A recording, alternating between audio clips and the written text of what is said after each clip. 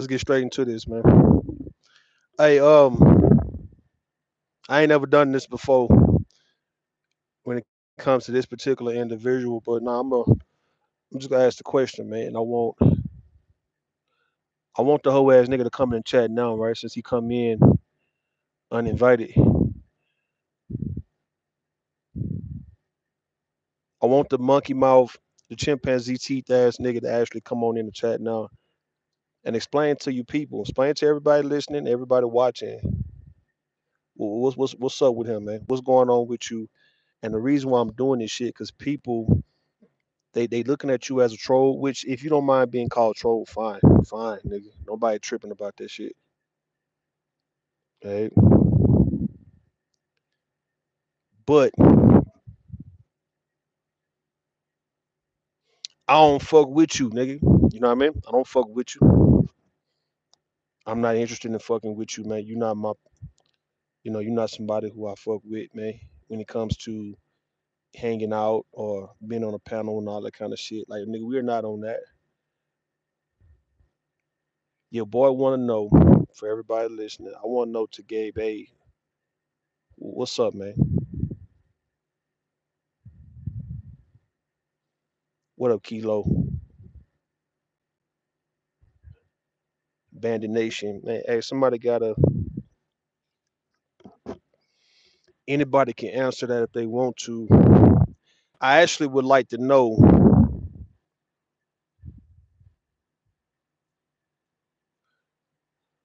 It's like these type of guys, right? They don't know how to go about their way, man, and that's very scary. It's one thing when you have, you got niggas like these cyber that be on RBR shit. Some of these guys, a lot of these guys on YouTube, they have a homoerotic type of attraction to certain men. These are some male groupie ass guys, and they hate the fact that they either like somebody. They act like hoes, man. They act like the hoes out here, bro. When it comes to you know hating the fact that they like something or somebody, they denying the shit. They denying the shit, nigga. But they can't get away from it. What the fuck do you call that, man? What up, Daniel Berry? What up? What the fuck do you call that? Somebody tell me right now. What do you call? I mean, is that a guilty pleasure? Is that infatuation? Is it obsession? See, I don't want to sound like no motherfucking woman, my goddamn self using these words, but sometimes you gotta ask these questions because somebody gotta make this shit make sense. And right now, no one's making this shit make sense. In the case of a Gabe A, we trying to make sense of all this shit.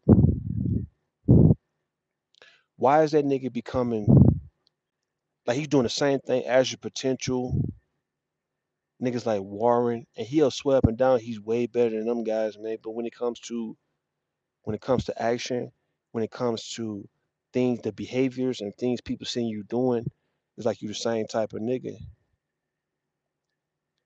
I just actually want to know what's going on with these male groupie ass niggas on YouTube who swear up and down that they, got their life together, that they, involving themselves in real world shit, that they actually is doing real things, they making powerful moves in life, all the shit that sounds good, but something's missing because I don't think, like, let's say, I don't think 50 Cent would be, or Floyd Mayweather, niggas who got money, niggas who got influence. I don't think LeBron James and Steph Curry, them niggas wouldn't be in my chat fucking with me, man. Just just coming around me after they let it be known that they don't fuck with me, that they don't like me, or whatever it may be, and they started coming around me. I don't think those men would have that kind of time to just be coming around like that, man. I seen that troll all over the place, man. It's talking. What up, Manosphere Hall of Fame? How you doing? Now you gotta get up out of here, man. Whatever. Get you out of here. I don't wanna. I'm not interested, man. Somebody, cause I don't even have women, you know, on here doing all that kind of shit.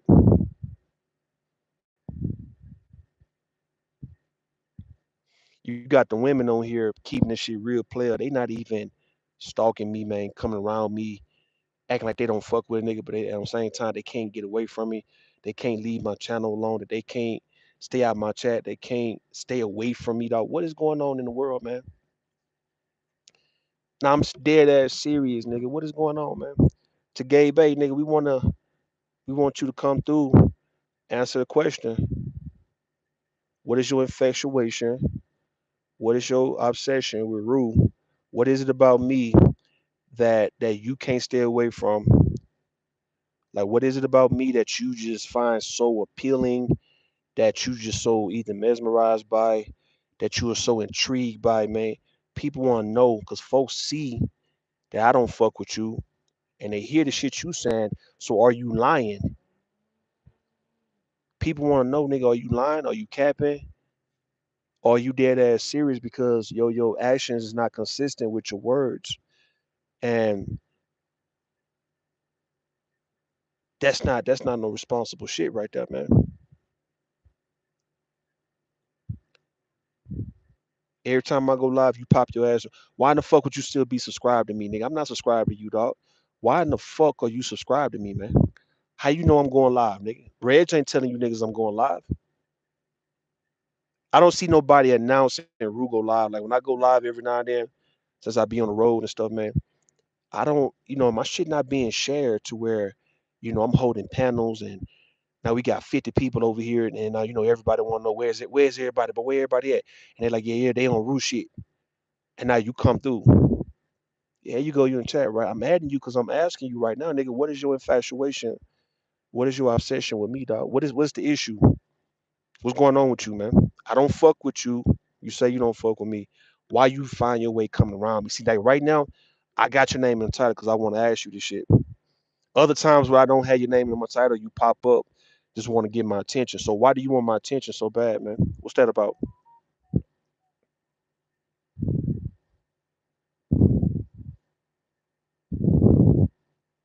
Whatever you say, man, whatever you say, right? If it's negative, it's gonna make you look stupid. Because if it's negative and yet people looking at you and what you're doing and they see what I'm doing, then you have to explain why you're doing what you're doing, right? Even though you can go anywhere you want to go, fine. Why you go around Rue?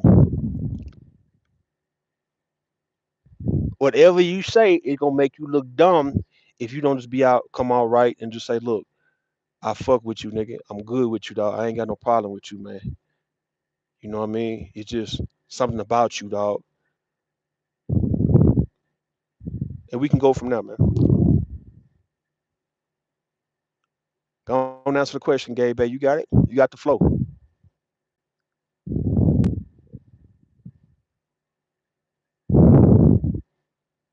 I mean, I don't believe you gay, man. I don't think you on no gay ass shit. I'm not gonna put that on you. Other folks might put that on you, man. You say you're disappearing into obscurity, right? Right. Like to see the process of you becoming more and more insignificant. Is that right? Is that right? Hmm. So how's that working out for you? Because the only reason I'm not doing panels right now, because I'm out here actually working, getting real money. Other than that, I'll be doing panels and everybody will be coming on my goddamn panel. Like everybody go to bomb panel and they go on Red's panel. At this point, if I was just sitting around in Houston not doing shit and just getting on lives every day, everybody be coming over where I'm at. So you say if I'm disappearing, it's disappearing based on me working? Is that what you're saying? You saying I'm improving? Is that what I'm getting from you? You saying, look, nigga, I'm acknowledging your growth. I see your growth, man. You're not on YouTube as much, and you out there doing something, man. You're doing something very productive. You're not selling dope. You're not robbing. You ain't killing nobody. You ain't stealing. You ain't committing no crimes or none of that shit, nigga. You out there being productive to where you taking care of a lot of people. Is that what you're trying to say, man? That you proud, nigga? Because a lot of people have seen growth, man. And you niggas ain't seen shit yet.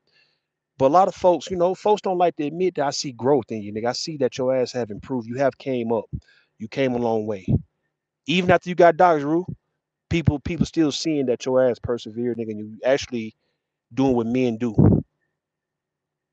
You're not just on live streams like Red and whoever else, man. Just spend hours on that motherfucker and ain't doing nothing, begging for money. Gabe can say, "Look, we see you giving everybody money now, nigga. What up, Alexander Bowl? What up? How you doing, man? I'm acknowledging your voice shrinking in space, right? My voice not shrinking. It's not shrinking. It's the fact that I'm working. Hold up. Talk about it. Gabe. I'm working. I'm working. So what happens? Let me show you something, right? So I've been on YouTube since 2018, hopping on panels, okay? And for about 4 years, 4.5 years, that's what I was doing, going around getting on people panels, huh? 2022, I ended up going to truck driving school, and I've been driving trucks ever since. And that's the only difference from me talking shit and going at people and getting on, roasting and doing all that I was doing when you first start, knowing who I am back in the day. The only difference is, nigga, I'm working. What up, Red Hazel Grill? How you doing? Well, what up? What up? You say what you? I appreciate you, man. He did, Alexander. Gabe is saying, look, nigga, you working. So there's no really no time for YouTube when you working. But when you say disappearing, like as if I won't, like as if people not still talking about me and shit, nigga, still people still mention my name. And as a matter of fact, you got other spaces I go to where people knowing me in other spaces, and they shit. I can get on their panel too every now and then and talk my little shit, huh? And they all know about me. So when you saying shrinking, you saying me not doing lives like I was doing back in the day? Is that what you're saying? Because no, I'm not doing the StreamYard panels, nigga. I'm not doing Zoom panels. So you're right about that. I'm not actually doing that. And a lot of people who actually like, let's say, like a Bayou Bunny or who else, man? People who actually is making real good money who used to do panels, they're not doing them as much because when you're driving 400, 500, 600 miles a day, man, you kind of like you ain't gonna really have that much time for the panel. I'm talking about you actually doing your own panel. You might hop on somebody's panel, but you're not gonna just be setting up a panel and going 5 and 6 hours and shit.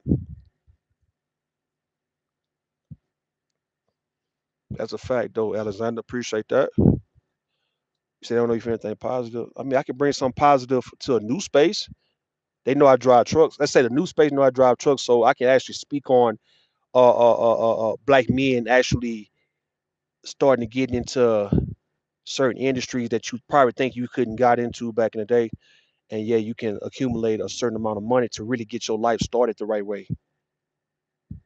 You know what I mean? So since I've been driving trucks, right, and I also, trade stocks, man, more money been going to the stock market, and on top of that, me working, the amount of money I've been able to amass within a year or a year and a half, it's enough to where if I want to stop driving right now and just focus on investing, I have enough wiggle room to just invest in shit, right, and see a return real quick.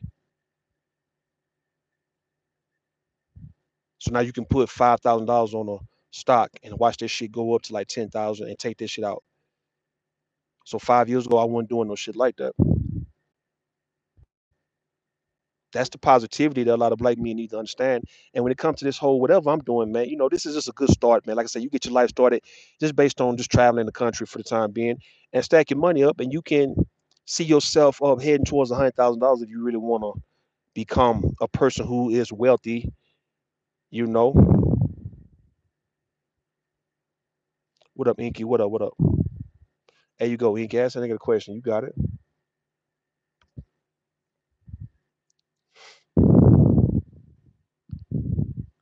Gay talk about Pookie and Ray Ray, but he's a stalker. Tetro. Plus he be bullying his tape, bro. He ain't bullying nobody, man. Folks just like it's like this. Gabe is another person who don't like the fact that like when I got doxxed and it was exposed what happened when I was young, that he don't like the fact that people would rather fuck with me than him. Just notice this shit, James Kills, you and Alexander Bowles and Inky and all you guys, right?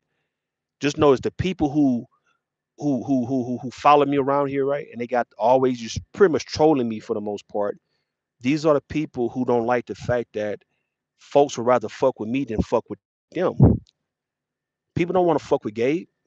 Gabe is not somebody when he come around, folks like, hey Gabe, what up, boy? Where you been, bro? You all right? You straight? How's the baby, man? How's Tia? Okay, that's good. Hey, hit the link, nigga. Get on the panel, man. What Gabe is doing, I guess he is being abandoned, right? I guess he's trying to tap into his Pookie and Ray Ray. It's his inner Pookie and Ray Ray, and it's not working for him. He's more of a pest, if anything, not a bandit, a pest, like a coyote or some shit, nigga, or a raccoon, or like a rodent, bro. Like they a pest. What they're doing is they want to be seen, they want to be relevant. They want folks to acknowledge them because if they go away, folks will want to know when the fuck did Gabe go. And Gabe understand that if I go away, let's say if I go away for about a good 6 months, everybody gonna ask, even Reg, right? Reg will be asking, when the fuck Rude at? Y'all seen Rude? Y'all heard of Rude?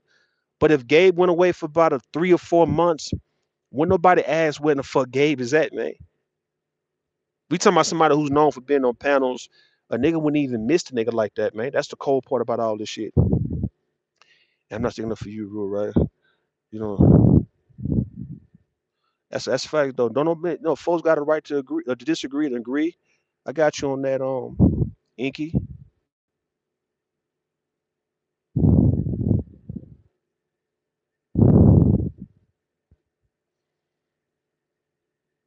You said how's your SA victim, right? They recovered from the trauma you gave them.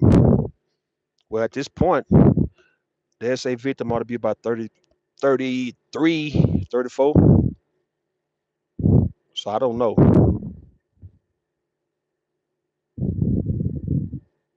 But your wife right now, either she's at work or she's at the house right now. So people might want to know how is Tia.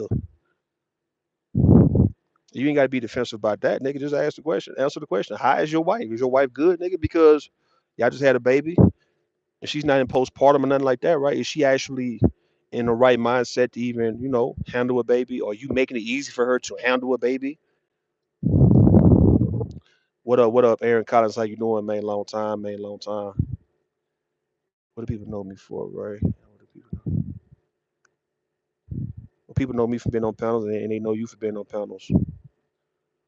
They know you from being with the Black Brain Trust, and they know me from being on Obsidian and Reg the Bad Guy and Bomb Cherry and my panel and going at it with everybody. Folks know me for that. But you're still not answering why you so infatuated by me, though, man. See, this the cold part about it, man. You saying you want to see me disappear? That's not gonna happen based on you.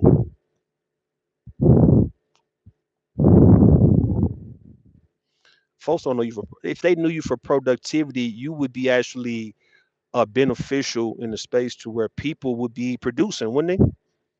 If you was someone who's teaching people how to produce in whatever field that you may be in or whatever knowledge you may have, right? Wouldn't you see some results of the people you around actually asking for your advice and asking for counseling and want to be up under your tutelage to where they learn some of the things that you may know, and now you would see them as a protege, in the cybersecurity or in the government or whatever it is that you do in the medical field, like your wife. When you saying productivity, you're not showing no one else how to produce. You just want to show that you know certain things, but yet how is that productive? If all you want to do is show people what you know and want to be like the smartest guy in the room, but you're not beneficial for anybody that you go around. You get what I'm saying?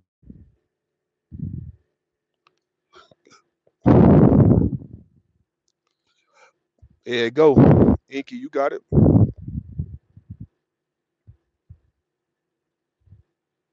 I think you looking for answers too also, Gabe. I think I might know a little bit more than you about certain things and you just wanna I guess kind of latch on to that, right? But you're doing it in a weird way. You're doing it in a way of a groupie type of guy, man, of a guy who, you look up to me, you admire me, nigga, but you just like, damn, dog, like I done kind of fucked up with this nigga, dog, so I couldn't just come straight up to that man as a man and ask him for some, advice, ask him for some type of insight on something, and get his perspective because that nigga is very thoughtful. He's very insightful.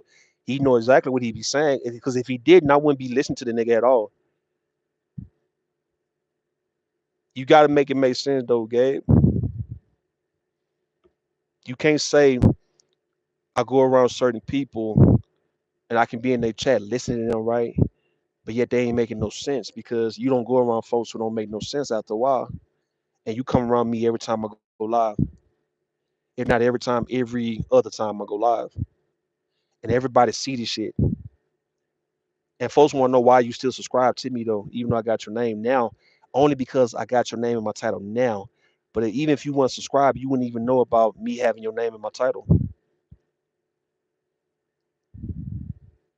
I don't touch children. I'm a full grown ass man, man. You see what I'm saying?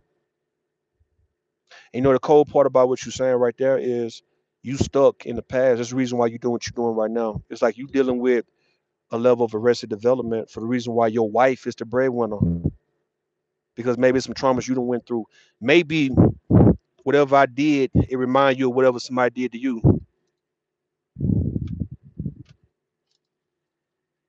And the thing is, it's the cold part about it for everybody listening. For everybody who's mentioning whatever happened back when I was 11, mention that shit. What about what I'm doing at 38? And why is it so hard for you to acknowledge what I'm doing at 38?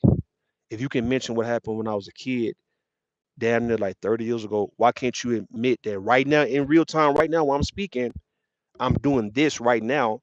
And obviously, what happened when I was 11 is not stopping me from doing this shit right here. And I think that might be confusing a lot of you guys because a lot of people was asking, like Jerome Whiteside was asking, why in the fuck he's driving trucks though, man? You got a bunch of people who've done things as adults that's hindering them from being productive as grown men, and they wondering how in the fuck I'm being more productive than them. How is it that I have more than them right now based on what happened when I was 11? So you got to make this make sense to me. Right now, Gabe, why am I doing better than you? Let's take your wife out the equation. And I'm talking about just you versus I. Why is it that I am doing better than you financially right now? Do not mention, Gabe, don't mention Tia's money, bro.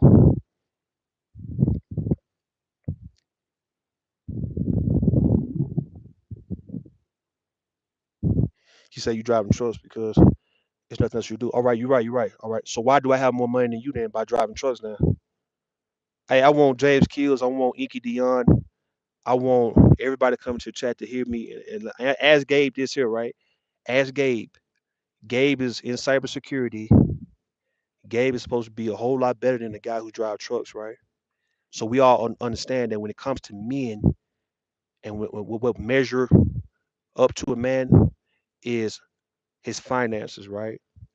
So somebody ask Gabe right now, how is it that Rue, just based on him driving trucks less than 2 years, how is it he can amass more money than you? Money is the measuring tool of manhood for a lot of, I guess, for a lot of people. Because damn sure is not being a husband and it's not being a motherfucking a noble citizen at this point, right? It's really about who got the most money. You have to ask to Gabe, take his wife, because you know Gabe he'll try to conjoin his wife's finances and his finances and say, you know what, well we got this together. No, we talking about you, your checking account, your money. Leave her money alone. Stop leeching off of women. You niggas gotta stop leeching off of women, bro. That's why I'm starting to think that you guys are getting married and you being with women because you just actually want to leech and crumb off of them. Because I know men when they have their own shit, they not really too big on having women around them like that to take from them. So you gotta make this shit make sense, man. Peep this, right?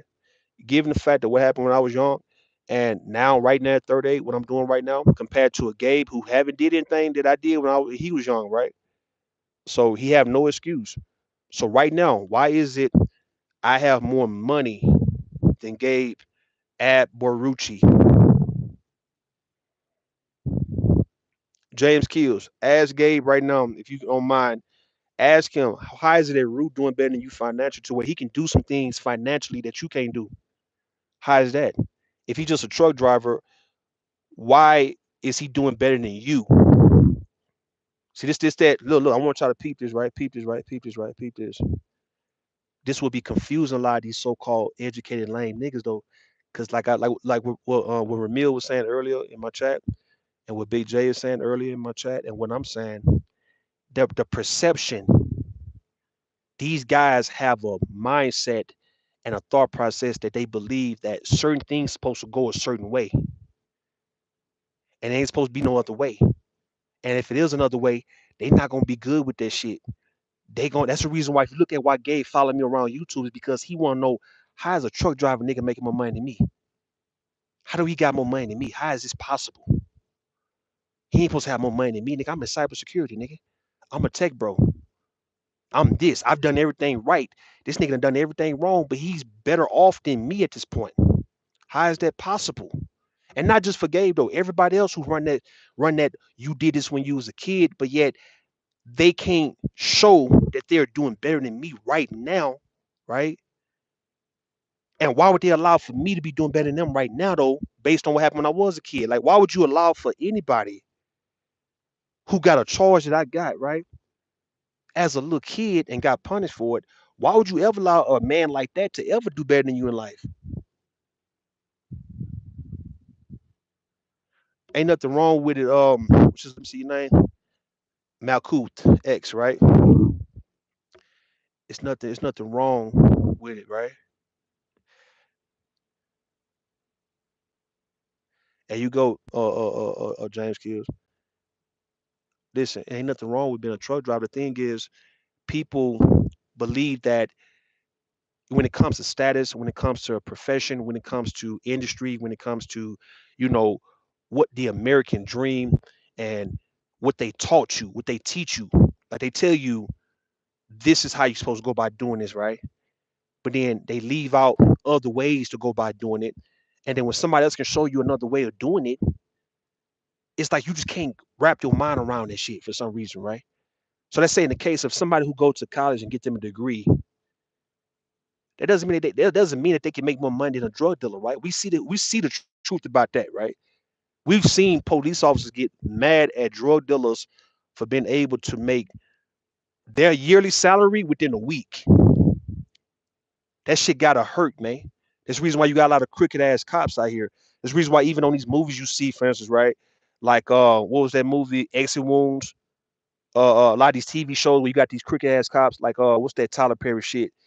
To where you had the lieutenant, he was in the drug game and shit. A lot of them shows to where you got these police officers are shaking down drug dealers because they don't like the fact that a drug dealer can make like 40 bands in a week or even a day, right?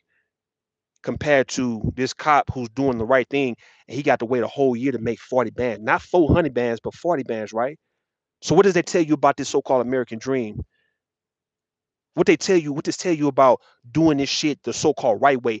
Obviously, somebody in a higher position is telling you guys the wrong thing because now, let's say in the case of a truck driver who can make more than a school teacher or a police officer, we're talking about weekly. A truck drivers make from between 1,500 to probably about 5,000, depending on if they own or operators, if they got their own company and all that. It depends on they getting their own loads or if they're working for a company. But the range is from 1,500 a week to up to like 5,000 and probably even more than that, right? A week, not a month, a week, right? So how does that make sense to a Gabe? How does that make sense to a guy like a Gabe who feel like he did everything right and now he's not seeing the results of the shit, right? He's not getting the results to where now he gotta actually be infatuated and obsessed over a truck driver. You ain't supposed to have a goddamn thing to say about a nigga who got sexual assault on his background, let alone who's a truck driver right now. What the fuck conversation do you have for me? You see what I'm saying? Think about this shit. What kind of conversation do you have for a nigga like that? The same thing with a police officer, or let's say a school principal or a college president. You know what I mean? They want to know how in the fuck a goddamn a little petty, a little corner boy, how he can make about 10 bands a goddamn week, and yet he doing the right thing, and he got a whole family, and he got bills to pay, and he can't make ends meet at all, right? He's making $400 a goddamn week, 500 a week, and he don't understand how in the fuck somebody who's just selling a little dope that people getting high off of can live a lifestyle, right?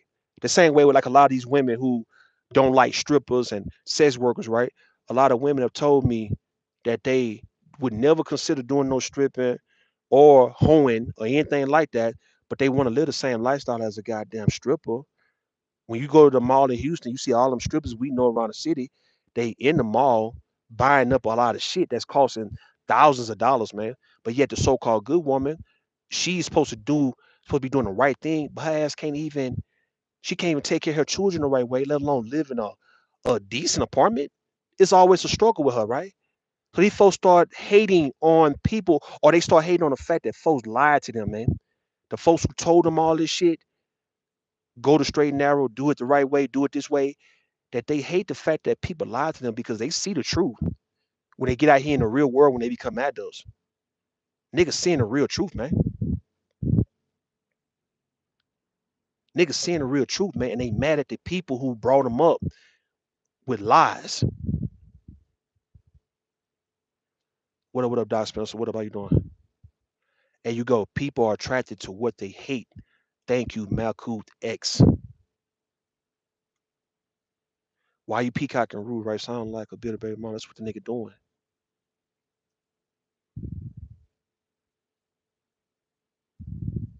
Get you out of here, Alex, man. You can't come in with your regular account. Come in your regular account, man. You can talk all this shit you want to talk, man. Hey, listen what I'm saying though, right? Listen to what I'm saying, man. You got some people don't understand why they was told wrong. And when they see the reality, when they get out here in the real world, you got a nigga like a Gabe A, he'll be like, damn, them truck driver niggas, all them niggas we see at Loves and TA and Pilot, them niggas making more money than me per week, man. What kind of shit is this?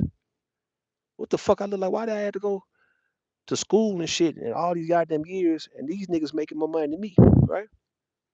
But see then, James Kills, when you talk about what are you willing to do to get this kind of money compared to sitting on your ass all day and not doing shit. Now, if I tell you, okay, well, you got to drive like 400, 500 miles a day on average, who the fuck gonna want to do that? Nobody want to do that. The truck drivers will do it. We'll do it. So when the paycheck reflects the miles that we drive, you cannot twist your mouth to want to say anything bad about somebody who's willing to do a job that you're not willing to do. Because you'll be making the same kind of money also if you will be willing to do what the fuck we're doing. And when it come down to just earning money, nigga, the money don't give a damn who hands it goes into, right? That's why good people can get money, bad people can get money, drug dealers can get money, school teachers can get money, anybody can get money. The money is not discriminating on who has, it shall lay into.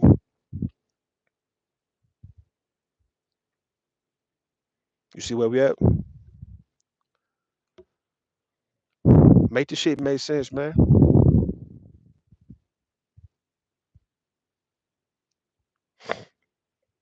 Make the shit make sense, bro.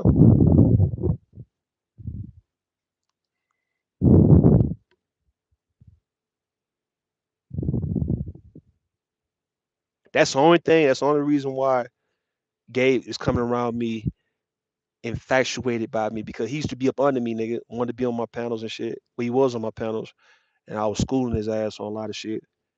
And I'm telling him shit that the people around him never told him. So he just like, well, damn, I'm learning my knowledge from a Pookie Ray ass nigga, right? And I'm telling you, dog, when people, especially men, when they see other men doing better than them, bro, them niggas are not gonna let that live, bro. They're not gonna let you ride, man. Especially when they feel like they got a proximity to you. This is the reason why I try to tell a lot of you guys keep people away from you because all folks are doing is sizing you up and measuring themselves to you to see what they can do compared to you. And when they can't fuck with you, they don't understand why. It's kind of like this, though, James Kills. It's kind of like this, right? It's kind of like this, you guys in the chat. If you look at track and field and you wonder, you see the 100-meter races, the 200 meters and all that, right? And you wonder why it's always a winner and a loser. You wonder why you can have 10 men, 10 women running and they all running the same pace, but somebody win and somebody lose, right? Do you understand how frustrating that shit could be? What up, B Ty? What up? What up? You understand how frustrated it can be, right? When you train all your goddamn life for this one race, and yet you going against 9 other men. Y'all different sizes, different heights, though, right? But you giving it your all. Like I'm watching this one little chick who's a white girl, and she gave it all, but she still got beat in the end, though, right? And just imagine what that does to your confidence. The fact that you moving your arms and legs the same way this motherfucker next to you is moving, but for some reason that individual is covering more ground than you, and you like, what the fuck am I doing wrong? That should be frustrating, dog. Track and field right there. Track and field is one sport that you guys can look at and you can see why a lot of envy and a lot of hate could be in that sport because everybody's supposed to be moving the same way, same pace. In some cases, a nigga legs might be moving slower, but still like a Usain Bolt can be moving slower in his legs, but still walking the shit out of everybody. And a nigga like a Gabe A who be somebody in the same goddamn rotation who's giving it his all, but will lose to me on a race. Now truck driving can be dangerous though, but nigga, it's right. It's pretty much easy, man. It ain't really as bad as you guys think it is, man. It's really fun. That's the type of nigga Gabe A is, man. Gabe A swear up and down. He been preparing for this type of race for all his life. Folks to train him to be this and train him to be that. And guess what? He get out here and start running with me, and he just know he got it beat, right? He got me beat, and we doing the same shit, but he getting his ass walked. Or let's say he might jump out in front, and I just come and walk his ass down, man. He could never win. That's how you become obsessive over people is when you lose to them on a constant basis and your ass don't understand how and why. You start blaming yourself, you start blaming your mom and your daddy, you start blaming God, you blame everybody, man.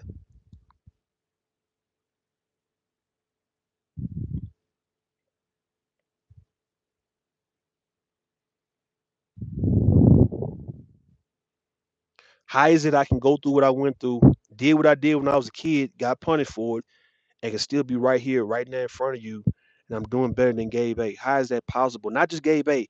A lot of these niggas on YouTube, I'm doing better financially. Financially, bro. Financially within a matter of a year or two. All these high value niggas on YouTube can't even fuck with me when it comes to money.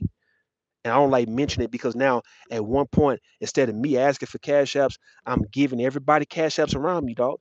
Starting off with 100, nigga, and it's going up. So everybody who's received cash app within the last 6 months, nigga, they not gonna be able to. They can't lie, even if they want to lie. They can't lie and say that Rue ain't started off with the 100. Everybody from the bomb squad, everybody who I didn't hit up, man. If I hit your cash app, it's gonna start off at 100. Game not doing no shit like that.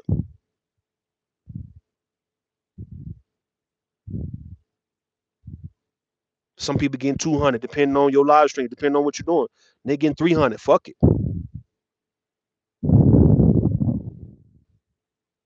Think about what I'm saying, man.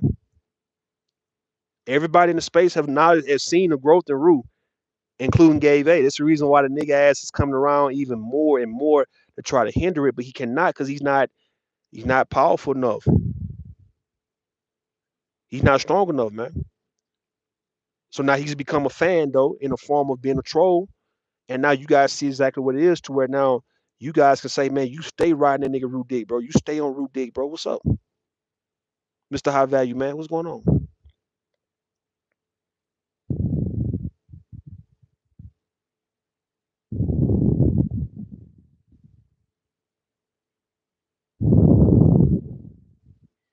You can go be one, man. It's not dangerous like that, man. If you know how to drive, you know how to drive. It's like driving a car after a while, man. Trust me on that. It ain't the back end driving.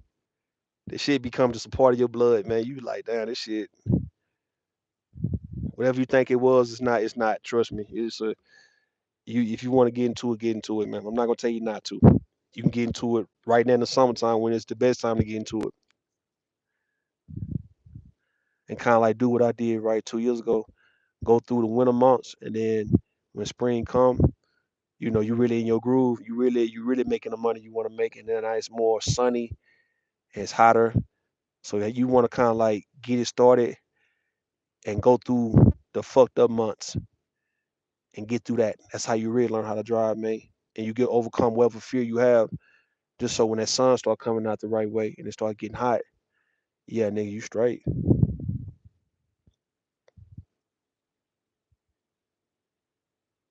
And nigga Gabe A can't fuck with me, man. He know that. See, some niggas you gotta really make them look stupid, man. He's one of them. I don't mind making look stupid. hmm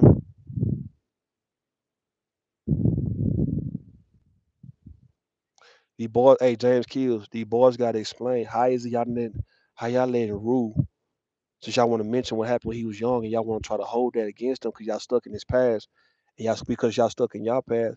But how in the fuck y'all letting Rue doing better than you guys now though? It's all about now though at this point. The present moment. You stuck on what happened a long time ago. Fine. What about now though? I haven't seen a nigga on this bitch who talk about what happened when I was a kid mention what I'm doing now. Like it's that hard for you to mention, okay, that nigga doing something different now. Cause if you thinking that what happened when I was a kid is gonna stop me from doing what I'm doing now, nigga, then you know you sadly mistaken. Because why it's not stopping me now though? So I've been doing this almost 2 years. That's what happened when you feel like you can throw something at somebody. See, these niggas admire the fact that I can withstand some shit, man. And yeah, I got a certain type of strength and a certain type of resilience about me that a lot of motherfuckers don't have. The shit I got, black men just don't be having. So only a few black men I know who got what I got. The majority of these niggas are weak. The majority of these niggas will fold at any adversity, at any amount of pressure. You see it. It's the reason why you hear what these guys talk about on these panels like they're defeated. They have no comeback in them. They have no comeback. It's like wherever path they are set on, they got to stay on that motherfucker. And if they fall off, there ain't no coming back for them type of niggas. This reason why Gabe A had to get with a woman who actually got a medical degree. Now, if she leave that nigga, you would see exactly what the fuck I mean about his will is not as strong as mine. Nowhere near. He wouldn't know how to bounce back from not having a woman, let alone losing a lot. He wouldn't be able to bounce back. It's nothing in this world that I can't bounce back from. And niggas admire that shit, but they also hate it. And they hate it because they wish they could do it. You see what I'm at? They hate the shit because they wish I could do what the fuck that nigga Rue do. How in the fuck Rue can take all that shit, bro? And still keep his mind, keep his focus, be disciplined, and keep pushing forward. How the fuck a nigga can do that, bro? I ain't never been taught to do no shit like that. Who is this nigga? Of course, they ain't gonna say this shit out loud. I'm saying it for them. Them coming around me when they say they don't fuck with me, dog, it's pretty much them saying what I'm saying right now. And you talking about black women like a B-Tide and all the bomb squad ladies and everybody who's over there that I be kicking it with. You wonder why your dating pool is so shot, it's so fucked up because you don't have men, black men, who know how to go through shit. There's a reason why a lot of folks go at Brownsville because Brownsville he speak on stoicism about being able to endure all kind of pain and still remain the same. Black men just do not have that type of training to be tied. All you ladies who listening, all you ladies who hear these men talking on these panels, these niggas don't have that. They missed that part coming up. And maybe by me going through what I went through taught me that shit. Huh? What up, DC, my nigga? What up, boy? Black men don't have the comeback when they get down. They take the L, and I'm like, nigga, you had 2 quarters left, man, and you fucked around and you just knew you was gonna lose, man. I can go back to me playing video games like Madden and NBA Live, dog. And nigga, anytime I got down, nigga, if I just lost, nigga, you had to beat me at the end of the game, bro. Because nigga, I can go down 15 points, nigga, on live and come back and beat your ass. Same thing with Madden. Can be down 2 touchdowns, 3 touchdowns, nigga. Can be down 17 points and come back on your ass. Everybody know that about me. They know, okay, this nigga Russell, he gonna find a way to come back. He know how to come back, nigga. He don't give up because he get down a few touchdowns and shit. And I equate that shit also in real life, man. I wish a lot of black men could also do the same thing. I wish black men could go through some of the worst shit possible in life and stop the bleeding and just come back, man. Come up with ways to come back and get into the game and win. We talking about had a mindset of I don't give a fuck what happens in the game. I'm gonna play and I'm gonna come back if need be. And if I'm in the lead, nigga, I'm gonna take the lead and keep the lead, nigga. And if I lose the lead, I'm gonna come right back. And if I lose the game, I just lost the game. Fuck it. I'll come back to the next game. How many black men know how to come back to the next game?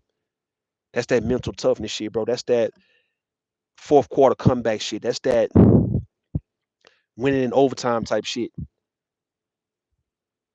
A nigga gotta just beat you. He gotta beat you, dog. The game gotta beat you, nigga. But if the game give it to where I got a chance to come back in this whole nigga, I'm gonna come back.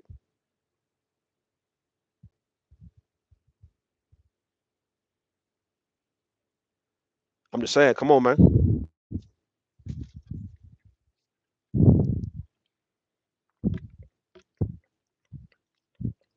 To black men listening, you guys in my chat, right? I did some fucked up shit when I was a kid, got in trouble, right? I committed a sexual assault on another child when I was a child, man. Got in trouble for that shit. I was 11. The child was 6. Got in severe trouble for it, man. Had to go do time in juvenile, probation, counseling, all that old shit, right? And even then, that shit didn't even break me though, man. But once I got done with that shit, I never counted myself out to where now I always knew if I got an opening, if it's a game I'm gonna play, nigga, I'm gonna play that game, nigga. I'm gonna get in the game. I'm gonna do exactly what the fuck I do, and I'm gonna come and try to win that motherfucker, nigga.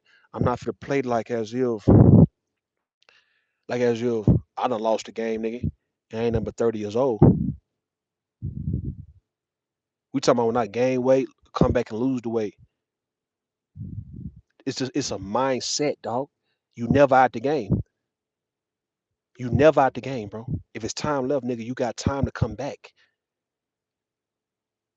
Quit being overwhelmed and triggered and traumatized, bro. Sit down and calm yourself down and look at the first step you need to do. What is the first step, man? If you get locked up, right, and you get a bond and you get released, what the hell you gonna do now? It's on you, nigga. You get fired from a job and you out of work for a while. How you gonna get back to the working field? How you gonna actually start back making some money? What the hell are you gonna do, man? Do you just give up, man, and you wanna blame everybody though?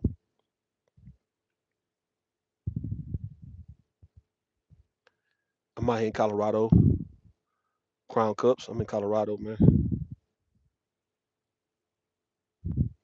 Ain't nobody touched me in juvie, nigga. You ever been in juvenile, nigga? It's not everybody got a cell to themselves in juvenile. Cause I've been driving trucks, right? Driving a semi close to 40 years. Had my ups and downs, right? Still love it day, bro. Listen, man. You tell a nigga like a Gabe A to Doc Spencer, you tell somebody like a Gabe A about you driving, I'm sure you made a whole lot of money, right? You tell somebody like Gabe A the kind of money you made because of the things you willing to do that he's not willing to do, he's not going to understand how in the fuck you can make more money than him. Or how throughout your course of you or your 40 years of driving, how you made more money than he would ever make in his life. Because society got you believing that these type of jobs are down and out, dead end type of jobs, but yet the money and maybe the trucking industry want it like that. They want everybody to believe that this is a job. This is it's on the same level of being a goddamn janitor or working at McDonald's or some shit like that. And everybody that you see fueling up, all these guys you see, look at these guys over here, man. Everybody that you see fueling up, these niggas making money, money, money, money, man.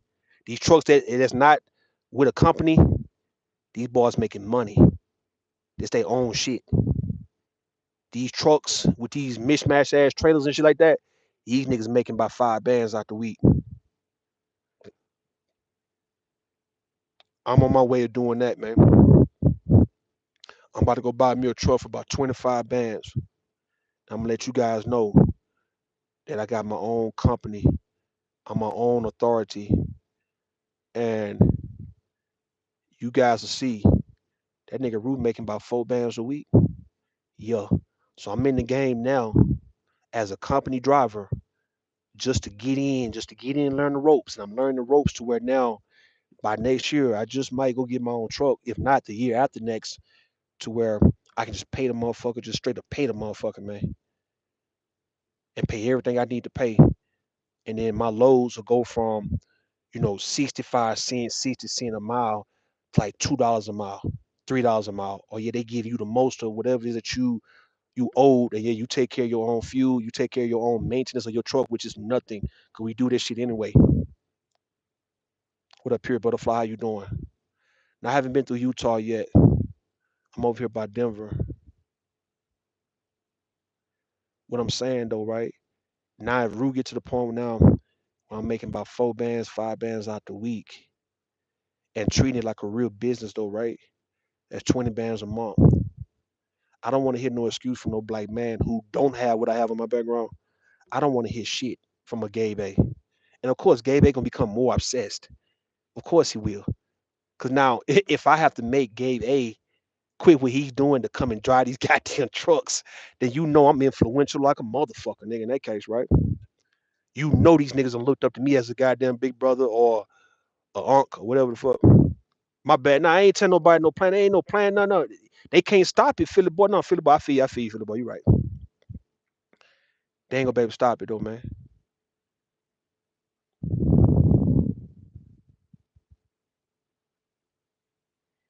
You say I'm 30. I'm 38. What up, Pastor? What up, boy? You say you just found something to do in life, right? Exactly. So it don't look. It don't matter when you. That's what I'm saying about the comeback, Gabe. Eh? It don't matter when you start doing whatever the fuck you start doing. It's the fact that you start doing it and you have no regrets of not doing it. It doesn't, Gabe. It doesn't matter when anybody in my chat decided they want to start losing weight, if they want to start traveling, if you guys want to start a business. See, it doesn't matter because right now, the fact that you don't went so long without it, you'll take this shit a whole lot serious at this point. Yeah, I'm solo. I'm solo. I don't do no teaming, man. Fuck, I don't want nobody in trouble with me. See, my mother went and got her master's degree when she was in her 50s, right? And she went on in and got it. She didn't play around with it like a 20-year-old would, right?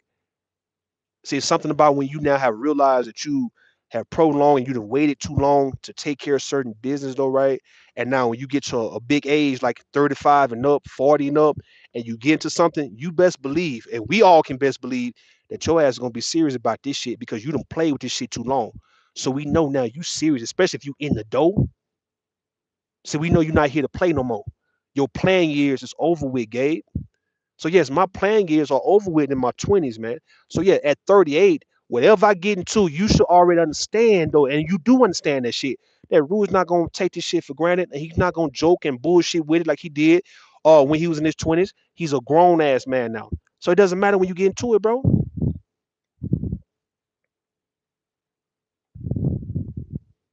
Pastor, let this nigga know, man. Pastor, I done told Gabe, can he count out 30 bands right now? He can't even do that. He talking about I can't catch up then. I done pass you, nigga. That's the cold part about it. I get in the game late and pass your motherfucking ass. It's because you say you've been in the game for all these years, right? And you done got so comfortable. Listen, Pastor, Gabe done been James Keels. Listen, bro, a B tide pure butterfly. Listen, it be niggas like Gabe A, right? Who will say that they been in the game doing what they've been doing for all these years, and they never sense no competition around them. So that caused them to become stagnant and too comfortable, even in their profession. Because maybe Gabe could be a millionaire right now, but his ass never strived to be a millionaire because when nobody around him posing a real threat to his money. So now he done went through life feeling like he got it made because ain't nobody gonna do what he's doing, right? And he got comfortable in believing that ain't no other man in the world is gonna get on his level and surpass his stupid ass until he meet Rue. And it's the reason why he's feeling the pressure right now, dog. I can promise you, if Gabe was a multi-millionaire, he wouldn't even be around me, dog. I want y'all to think about what I'm saying, though, man. Pastor, listen.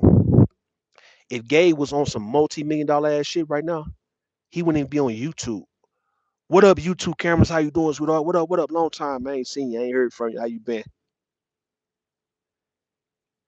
Even some people can't congratulate you. Let me say congratulations. Make it more. Appreciate that. pure, and I ain't did nothing yet. I'm still, you guys, y'all seeing what's going on, man. I'm just sitting here just chilling in the cut. That's all. You understand me?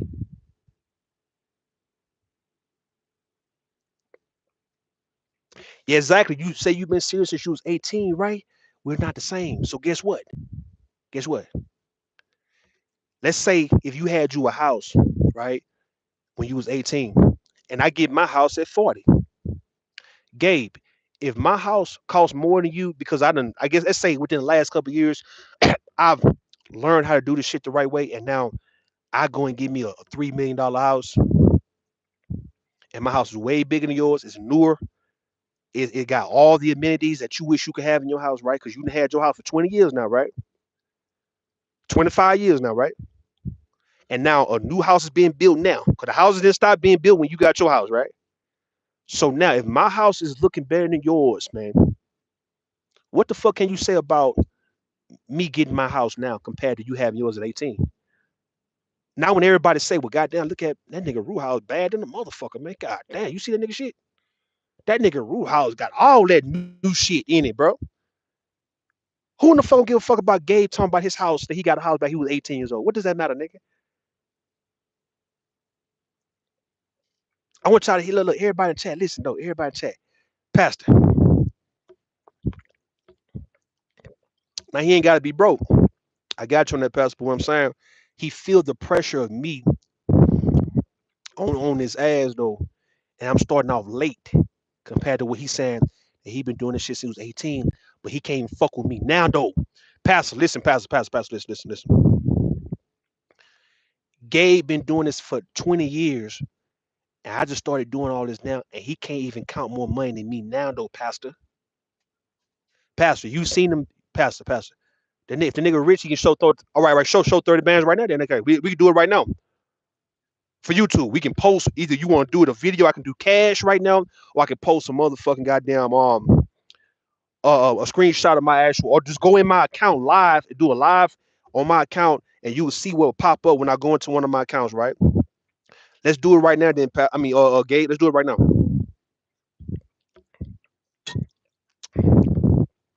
Pastor, this is what I'm saying though. Pastor, PP game. When I was offering you 200 to kick Gabe off the panel, he started crying. Right? If he had money, he could have paid 200 to keep himself on the panel, right? Let's say you would have had $400 that day. You get what I'm saying? I offer you 200 to kick his bitch ass off, and he could have just gave 200 again and say, nah, fuck that, and I'm staying on. But he wasn't gonna do that for you though, Pastor. You get what I'm saying? He don't even want you with $400, my nigga.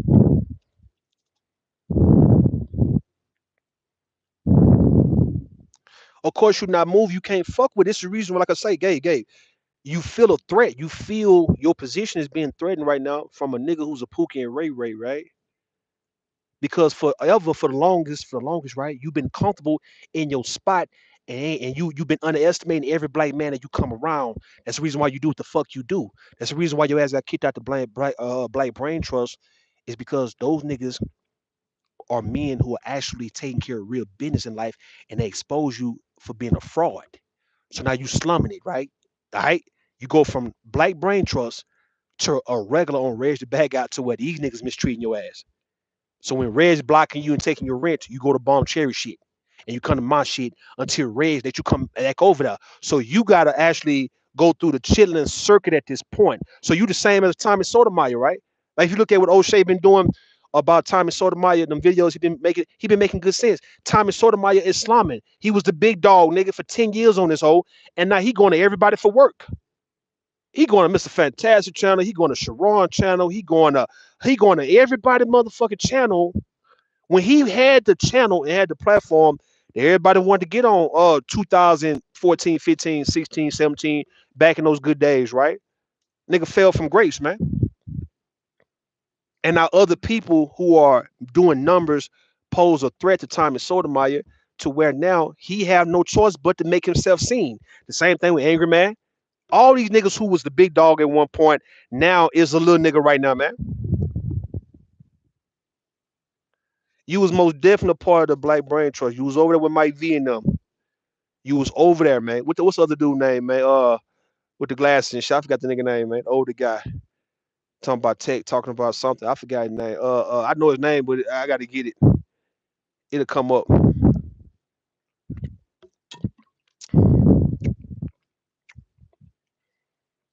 People watching it right now. It's a what you gotta be going to you. Not a beef. Ain't no beef. It's the fact that I want to know the whole infatuation with Gabe A with me. Cause I don't fuck with Gabe. I'm not subscribed to him. So why is he subscribed to me? And why in the hell he come around me anytime I go live? Why he want me to see he is in my chat? Like why he want to make himself known to me? What's that about? Management say, but root them, right? The Black Brain Trust ain't no flesh, right? Them guys think themselves higher. I mean, it could be though, right? But that's Gabe's colleagues, right? That's up Gabe's alley. And these niggas kicked him off because he happened to be more of the fraud, man. They exposed the nigga for being that. And that's why he go to Reg the bad guy. Why he didn't go to whoever else who's doing good, man? Who is a high value goddamn channel over here, man? Who is it? Like somebody name any channel in the Black Manosphere to where you got guys who are making 6 figures, 7 figures, and up.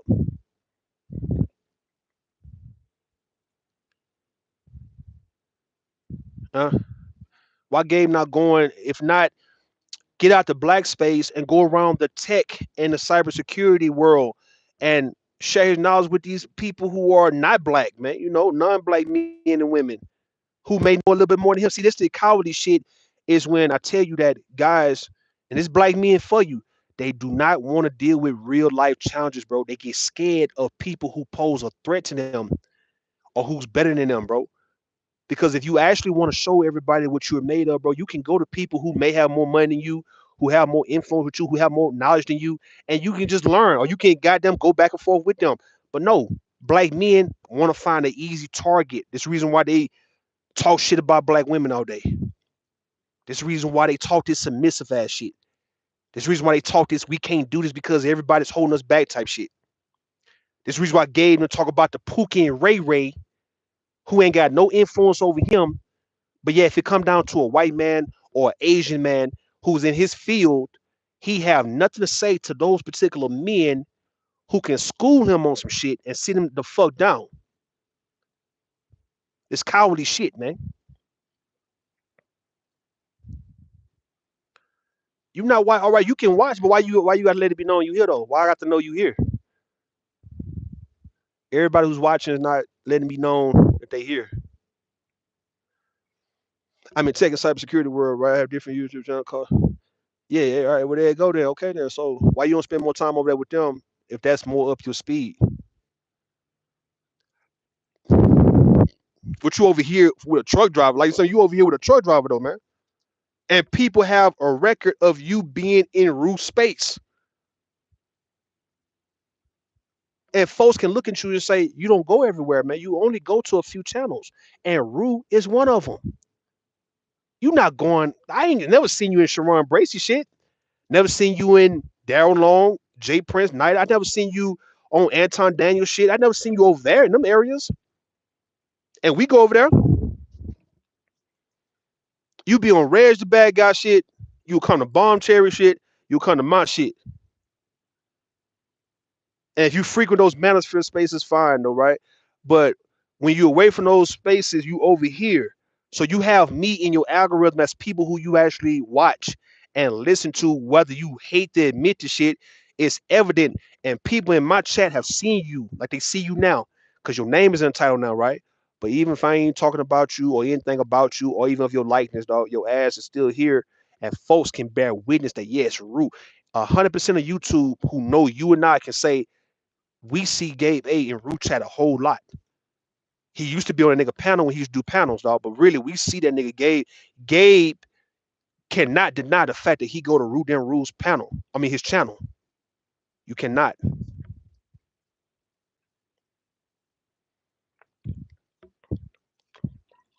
That's facts, Pastor. Like for a week though, right? He over here every time I go live. You know what I mean? Cause he losing to me. That's it. The nigga losing to me. Nigga crushing hard, right? He got tits. Yeah, man. He going back and forth. He losing to me, man. He losing to a truck driver. Think about that shit. He got to explain that shit to his wife, man. He losing to. He talking to his wife, talking about, man, this nigga here doing better than me, bro.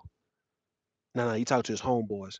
This motherfucking nigga. I can't admit that this nigga doing better than me, but he is though. Gabe is one of them type of niggas who he can't admit it out loud, but he know deep down the truth is what I'm saying, and he don't like that shit. Cause I promise you, if that nigga was on some $1 million shit, he wouldn't even be nowhere near me. Why would he? You a multi-millionaire nigga. You over here trolling me for what though, man?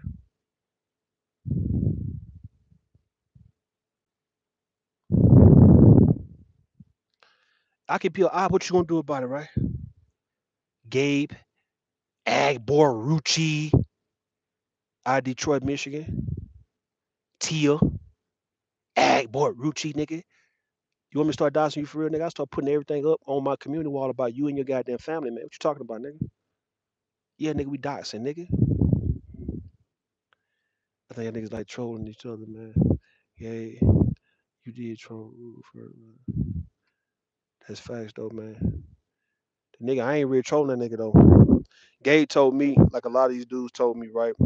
Just based on what happened, Pastor, when I was little and what I did, that they talking so passionate about, people who do certain crimes and commit certain crimes, right?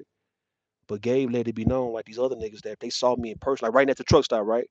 If they saw me at this truck stop, they'll walk right past me or they'll fuck around, walk away from me. They wouldn't confront me. They wouldn't do a bitch ass thing though. That's the cold part about it. See, Gabe them a part of the problem. All these niggas on YouTube, let's say Jerome Whiteside, Ash Potential, and all, if the niggas saw me, man, they gonna stay in their car or they gonna make sure I get back to my truck before they come out their shit. They not gonna confront me, nigga, and run up on me and say, nah, nigga, you did this shit when you was a kid, bro, and start beating my ass for the shit.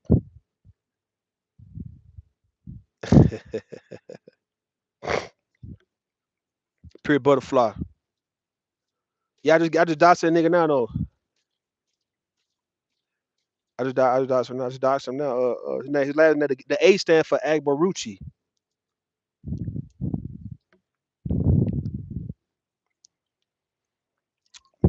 Pass, I know everything about everybody on this motherfucker, man.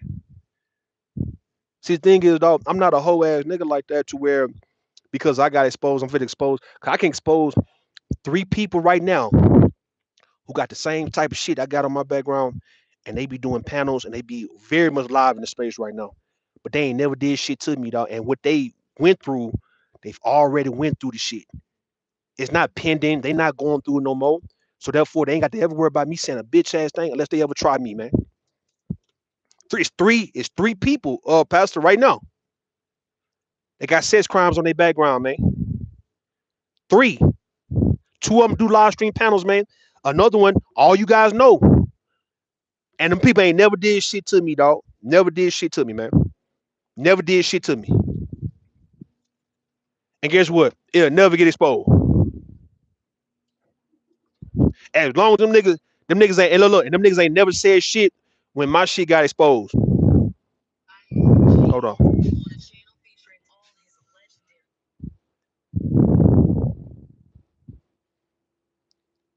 I'm just showing you what I mean, man.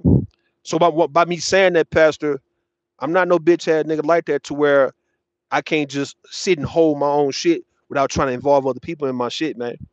Now, nigga, I stand on my shit by myself, man. And my thing is, people leave me the fuck alone, I leave them the fuck alone. But the niggas who can't stop fucking with me, bro, I got something for you, though. I got something on you.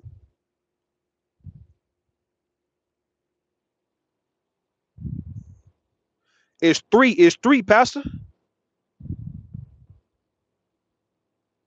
It's three motherfuckers in the spade, dog, that everybody know.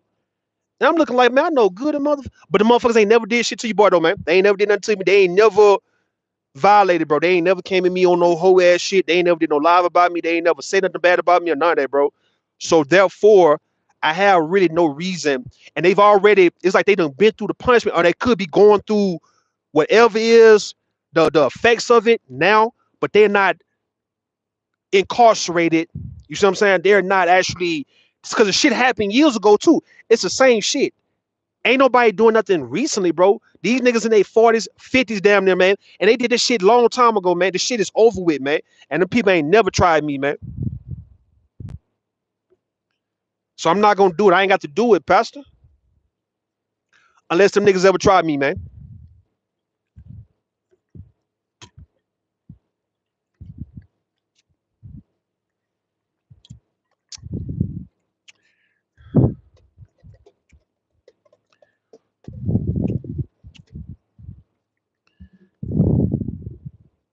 When I pulled up Action Potential's domestic battery on his wife out to me, I'm like, nigga, I know good and well this nigga ain't got domestic battery against this woman he say his wife, and he gonna admit on panels that he be mistreating his goddamn wife, man. And you got a domestic charge, a domestic battery charge from 2007 on your shit, man.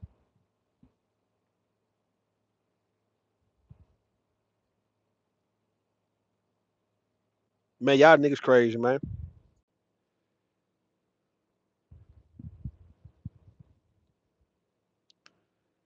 And what, like I said, what you gonna do about it, Gabriel Agbarucci? What the fuck you gonna do about it? You ain't gonna do shit. You know my name. I got your name, man. I got your wife name. I got your mama name, your daddy name. I got everybody name, nigga. I start calling out names in this bitch, but I'm gonna keep it on you and your wife right now, and really you, cause your wife ain't did shit, man. All she's doing is being a breadwinner to you, nigga. Taking care of your ass while you watching the baby. Bitch ass nigga, what you gonna do about me calling your name out right now? Huh?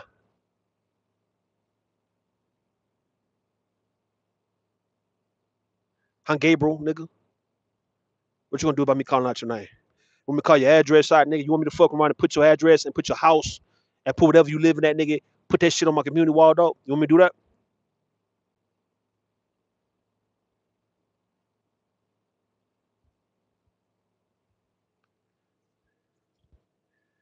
Do you want me, Pastor? Do you want me to call out this nigga address out there in Michigan right now, Pastor?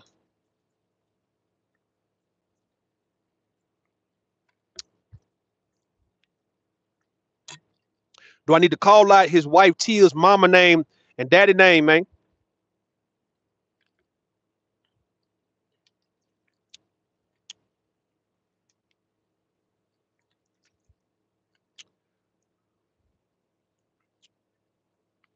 Yeah, she making damn good money, man.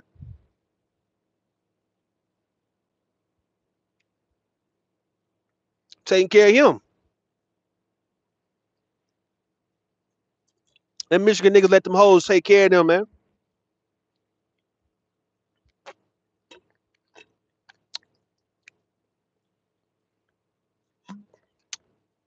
Pure and Pastor say, nah, don't do it. Let that nigga make it, man. He said, let that boy make it, dog. He just trolling, man. He just fuck with you, dog. That's all, Rule. He just like you, man. He just hate that he like you. He's supposed to hate you, nigga, but he can't, nigga. Let that nigga breathe, Root. Don't fucking don't add a nigga out like that, man. He ain't really did nothing to you, dog. Come on, man. All right, Pure. All right, Pastor. All right, just for y'all too, man. I won't do it, okay? So the nigga he don't want to have a 30 band challenge. He said them crackhead games we playing. We ain't no crackhead games we playing, nigga. You say you got it, man. You say you've been doing good for since you was 18 and you done fell asleep and got caught lacking and now done crept up on your ass and then got past you and you just cannot live that down. Cause no matter what you want to say about me getting started now, I'm doing better than you right now, though. That's all that fucking matter, nigga. I want all the black men in my chat to understand. Don't let no bitch ass nigga tell you that he was doing some shit a long time ago if he ain't doing better than you now, though. Cause you got these same niggas with these high school ass stories. They was the man in high school, they was the man in college type shit. But right now, nigga, when shit get real, right? Let's say when them kids get big, Pastor, when your son and daughter now is in high school and you can't get your kids shit while they in high school, but you talking about you was burping them and feeding them and doing all those shit when they was babies, like what Gabe is doing now. It ain't gonna matter, nigga. Yes, yes, yes. Everything is important. Don't get me wrong, right? Taking care of a baby is fine, but when that baby get big and start asking for shit that you got to dig in your pocket and you got to pay for it, and they don't want to hit no excuse that you ain't got it all the goddamn time, man. And that's what black men are good for telling their kids, I ain't got it, and the kids got to go without it. So when my daughter hit me up talking about she want to make a Sheen cart, Fashion Nova type of cart, I say nah, not Fashion Nova, man. You got to wait till your high school for Fashion Nova, but that Sheen, you can get you Sheen like she did last year, and now her cart is pushing damn near $800, man. Where Russell got to give her $800 for that shit. And when it's time for her to get her hair done for school, she got to get that shit done. And not for her, my son, when he need his shit, he gonna be a little cheaper than her though, man, because he a boy, right? See, when it's time to dig in them pockets, now while they 13 and 15, I can't mention, Pastor, what I did for them when they was 3 and 5 years old. That don't matter now. But see, Gabe, and niggas like Gabe is gonna be bringing up what the fuck they did for their kids when they was 3 and 5, when the kids turned 13 and 15. And I'm like, nigga, are you for real? That's black men for you.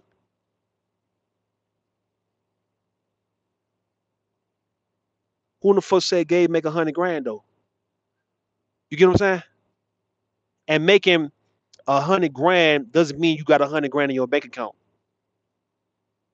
100 grand is like $8,300 a month, about $2,000 a week, right? So if you ain't stacking that shit up on nothing, then you're not gonna see 100 grand at the end of the year.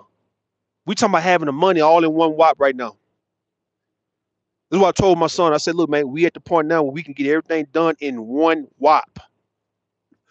No more payment plans, no more layaway plans. No, no, no, no. If it's $1,000, if it's 1,500, if it's 2,500, it can get done all day. Fuck it.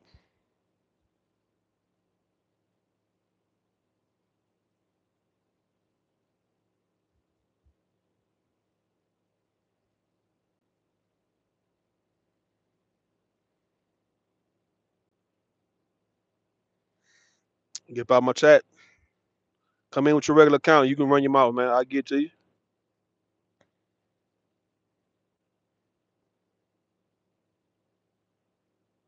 If I've been down since his son was 8 months old and he's my son, you know what I'm saying? And I've been the only daddy that he's ever known, so that's my son. What are you talking about? You got to come in your regular account and then you can run your mouth and I'll let you run it. Why everybody got to be so cowardly, come to saying what you want to say, and you're an account that I don't even know about, nigga? Like, nigga, I ain't never seen this account before. You act like you know me.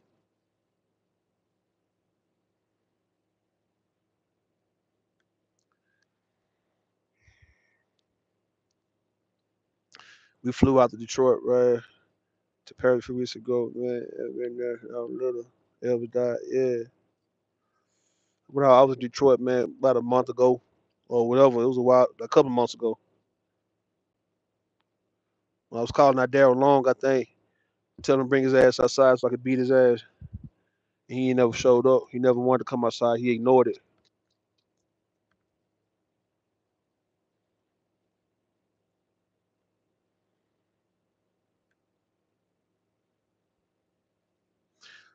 Period. I understand. That's what I say. People they gotta come in their regular account and run that shit, right? Like I said, if I've been in this boy's life since he was 8 months old, he 15, and it's been me and my brother that he knows his daddy and uncle, man, then that's what it is, though. That's just how it is. It comes down to relationship. It ain't got nothing to do with biological.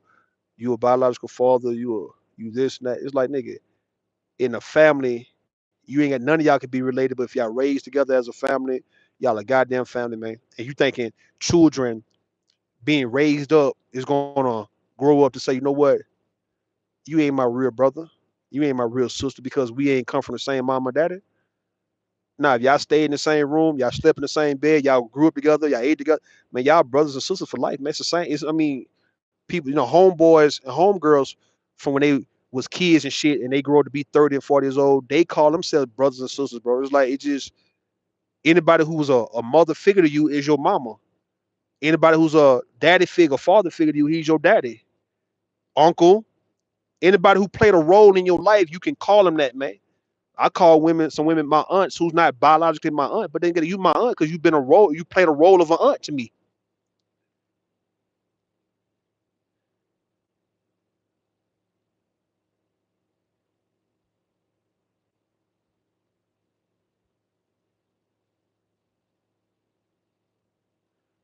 Tom Cox, come on, man. My brother, take care. Nigga, all right. Come in your regular account though, Tom. Tom, come in your regular account. Next time, come in your regular account, man. Cause you ain't making it better for yourself, man. Come in your regular account, doc. Like just let it be known who you are, and you can run your mouth and tell everybody what you think you know about me and shit, dog. And I answer the question.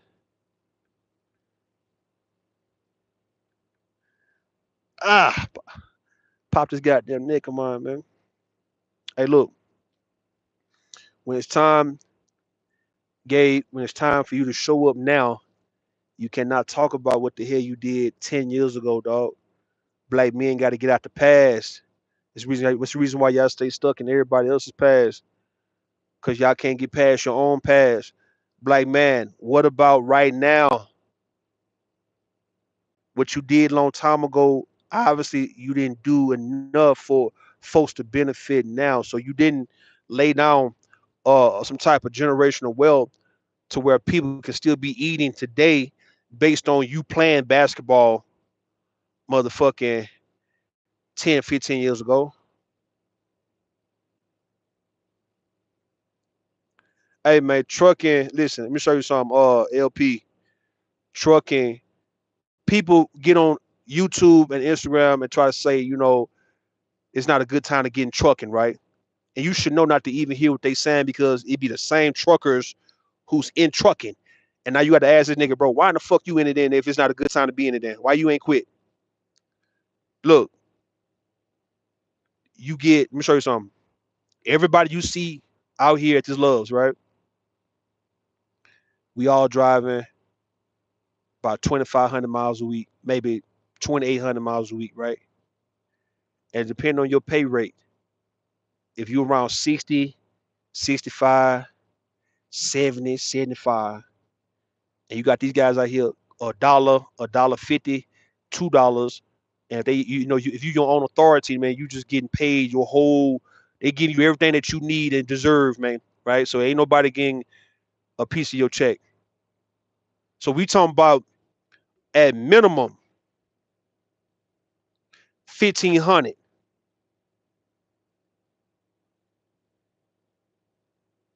For anybody talking about it's not a good time to be driving truck, man, shut the fuck up, man. 1,500 out the week at minimum, nigga, is worth driving them. That's minimum. Niggas making $3,000 and $4,000, $5,000 a week off this shit.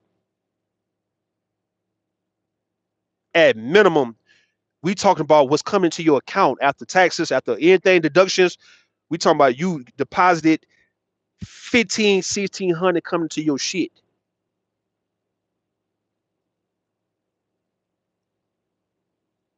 You see what I'm saying? That's what trucking looking like right now. And the thing is, people trying to they disparaging the shit because folks don't want to do it because folks don't want to drive all these hours. And also, in the case of black men, see, you rarely see a lot of black men out here. You see a lot of women out here. You don't see a bunch of black men. You see white men, you see Indian men out here, Asians, you see Mexicans for sure, right? You see every other race of man out here driving trucks, and you only see a few of these niggas, dog. Hey, I'm gonna tell you why. Because black men priorities are all fucked up. They don't want to be on the road for a month at a time, for 2 months at a time, like I do. I be on this bitch 3 months at a time to really make the money. They got to get back home because they want to make the excuse they got to be around their kids and shit. Nigga, you can't do a bitch ass thing for your kids, right? Let alone you want to be around your girl because you don't want her to be fucking some other nigga while you out here on the road type shit. So that's the reason why for the black men who is single, I tell a young nigga while you single, you ain't got no kids, man, nigga, give 5 years of your life to this shit. You can be up, nigga, 100 bands, nigga, and you can get your life started the right way. And you can see all the goddamn country while you doing so, right? If you're a 25-year-old, by the time you're 30, you can say, man, fuck this shit. And you can go ahead and go about your way because you made enough money to go about your way. Black men are not on the road because they don't want to leave a girl too long because they feel like some nigga gonna be laying dick to their girl while they out here on the road driving. You understand me? So that's hindering them from actually getting out here to make the money because they are so focused on pussy and trying to control some pussy that a woman want to give another nigga when he gone by his goddamn way because he get on her goddamn nerves. You see what I'm saying? Pure sight, right? If you could drive your truck, right? If you could drive, if you could drive a truck, your house, you know what I'm saying? You can get this shit done, man. A couple years. Yeah, trying to get back in, man. That's how it done, man. Right there. But you can't stay out, man. Yo, in the very real, man. Listen, man. Listen. It's the come up right here, bro. It's the lick. We talking about niggas who you ain't got a clue or you ain't got no direction on where you want to go, man. Now I tell you, go get you a CDL, man. Go get you a CDL license and get into this shit and give it about a good 2 years, man, and see if you like it. And stack your bread up. Stack your bread up, man. While being a minimalist because you living in a truck, you taking showers here, dog. Everything's gonna be to your convenience, man. And if you just say, you know what, by 2 good years, I'm just gonna stack up. And then if you can get by 50 bands by the time you get done stacking up, if you want to quit this shit, go on quit it. If you want to go further and get your own truck and now become your own authority, man, go and do the shit. Now you can get you about 4 or 5 bands a week.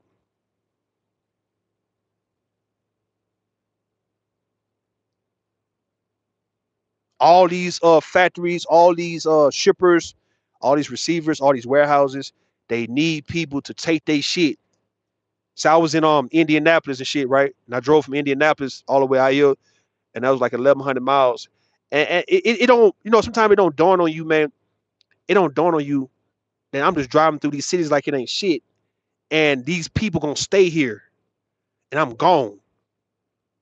Like 500 miles later, I'm gone, and the people who I just got through seeing is gonna still be in this Indianapolis, Baltimore, Cleveland. You're gonna still be in this area, dog. You're gonna still be in St. Louis, Missouri. You're gonna still be here. And I'm already like 1,000 miles away within a day or two. And I'm looking like, okay,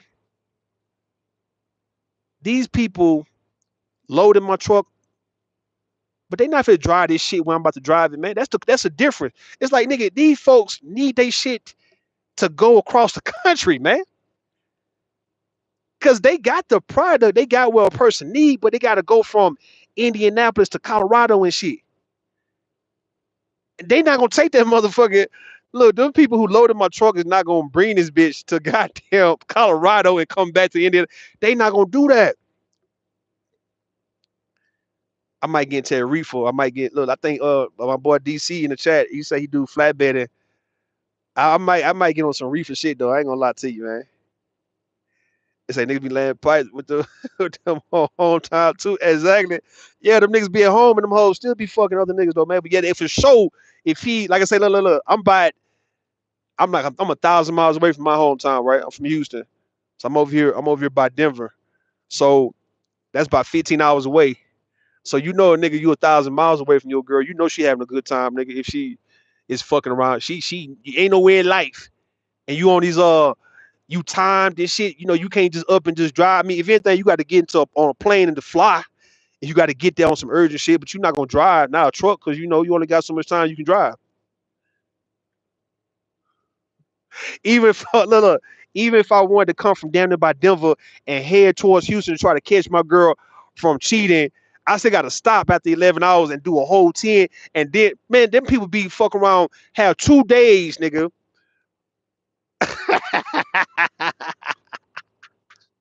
Hey, them hoes have 2 days. Ain't got to worry about shit unless I fly. That's what these niggas are worried about. Worried about they girl getting fucked. That's why you ain't got too many black men out here doing this shit. Niggas worried about they girls getting fucked by a nigga while they gone.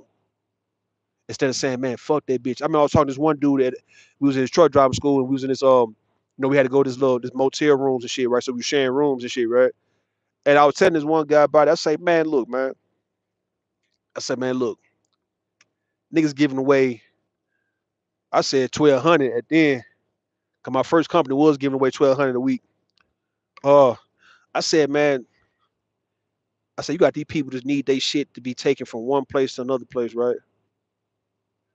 And they'll give you $1,200 for that type of shit, right? Or at least you can get about $1,200, $1,300 out the week. And you ain't never really made that kind of money per week, right? But you got niggas worried about them hoes. You worried about hoes, nigga. You worried about females fucking niggas who they want to fuck. And you missing out on some pretty good money to build yourself up as a man. Knowing good and well if you had the money, you wouldn't care about what that bitch doing. And I need black men to stop playing like you give a fuck about your girl and what she doing, you know what I mean? Only because you broke. Because if you was getting the bread, nigga, you wouldn't be caring about where she go. The dudes who are out here, yeah, I'm not saying they ain't got no wife or no family, but them niggas don't give a fuck about what them hoes doing. These niggas making at least 1,500 out the week, 2,000 out the week, man, 2,500 out the week. Dog, they can just stay out where they at, bro. Get them apartment, cause you can get home time anywhere, dog. You can request home time anywhere. If you just want to goddamn get you an apartment in Iowa somewhere, in Nebraska, where I'm over here, it's Colorado. You ain't got to go back to Houston, man. And you can flip it on your girl and say, you know what? Stay your ass out there in Houston, man. I'm out here in Colorado. That's where I'm driving to, nigga, when I go home, nigga. I got an apartment out here in Colorado that I'm paying $1,000 a month, and I'm getting $1,500 out the week. Oh fuck it, I just stay in my goddamn truck, man. Goddamn truck be comfortable, man. Get you a TV. Niggas be having TVs in this bitch, video games and all, man. Not me though, right? But nigga, the bed is not bad. If you want to get you another bed, you can get you a better bed if you want to, right? But everything is decked out to where you like, man, if I just got to do this for about a year or two, nigga, I'm not fucked up. Like, as if I got to have a big ass bed, I can work to get that big ass bed. See, that's the issue with black men. They don't want to necessarily give up, do a little sacrifice to get what they want. If you know, okay, I'd be uncomfortable just for a little bit because in 2 or 3 years, I'm going to buy me a house. So while I'm driving trucks, I'm going to stack up. If I can get 20 bands within a matter of a couple of months by stacking up, well, if I get 3 years up under my belt, I might have a down payment for a house. If not, I could probably pay a whole house off, nigga, and just be good. You just pay a house off for 100,000 and be good. 80,000 and be good. It'd be a nice little house. It could be one of your houses, man, and you could be good, man, if that's what you want to do, right? But black men, they have this fear of missing out. They think that everybody's living it up and they niggas doing this and everybody doing that without them, and they missing out on parties and clubbing and smoking and drinking and video gaming and fucking and all, and they never get nowhere in life, man. And yeah, you get to be an older guy and you ain't got nothing to show for you being older.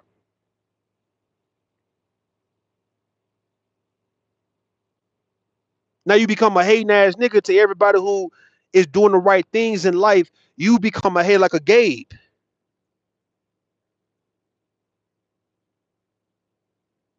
Niggas in my chat like, Gabe, you've been comfortable this whole time because you ain't had no competition around you or ain't nobody pose a threat towards you in your position. And according to your fake ass position, we don't know what the hell you doing in real life, nigga. We don't know what you doing to make money. For all we know, nigga, you living off the bitch, right? So now it's a sense of urgency now because you like, oh shit, a truck driving ass nigga named Rue is getting on top of his shit. I'm worried now, nigga. Now let me just start worrying about this nigga and start fucking with him and trying to throw him off, which is not gonna ever happen. Instead of me grinding and focusing on my goddamn self, or pretty much not taking shit for granted and slacking, right? Got too comfortable, shit got so convenient for me, so I took shit for granted, and now another nigga was creeping up, right?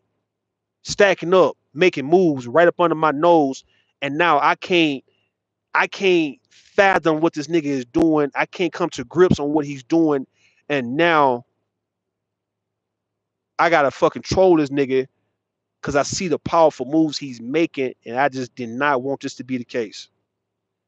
So now niggas say shit like, I want to see your channel disappear. I want to see you go away and all. Yeah, nigga, you want to see me? That's why they need me out the way with you respect, nigga. I'm talking shit, man. What up, Rod? What up? Yeah, yeah, motherfucker on YouTube, look, 24/7. Listen, man. I'ma always take the money. I'ma always take the money over sex. That's why they need me out the way with you respect. Listen, the nigga got a wife and a newborn baby, and he on YouTube, and he exposing himself, dog. It's just like you can't tell me that your wife is hard working out here in a medical field, and your bitch ass is on YouTube trolling people that you say is not qualified and who's not on your level. Make that bitch ass shit make sense, my nigga.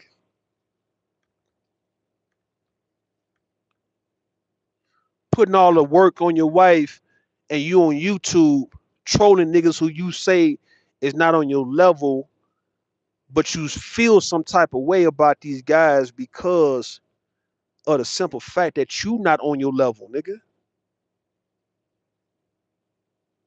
You talking about what you was doing when you was 18, but can't talk about what you doing right now while you what, late 30s, early 40s, however the fuck you are, man. You lost, Gabe. You lost, man. You losing now to Rue in the current moment, man. The joke's on you now, nigga. Nigga, I'll play that journey song, nigga. Who's crying now, nigga?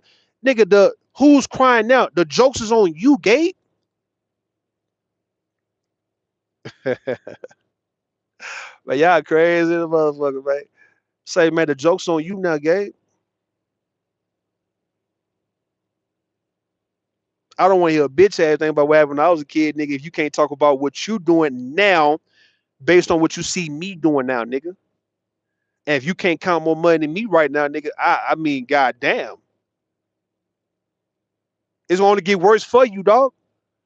I'm gonna make Gabe realize his worst fears is gonna become a reality, man. You know what worst fears are, huh? Philly boy, you know what worst fears are, huh? You know what worst fears are. We can name worst fears, man.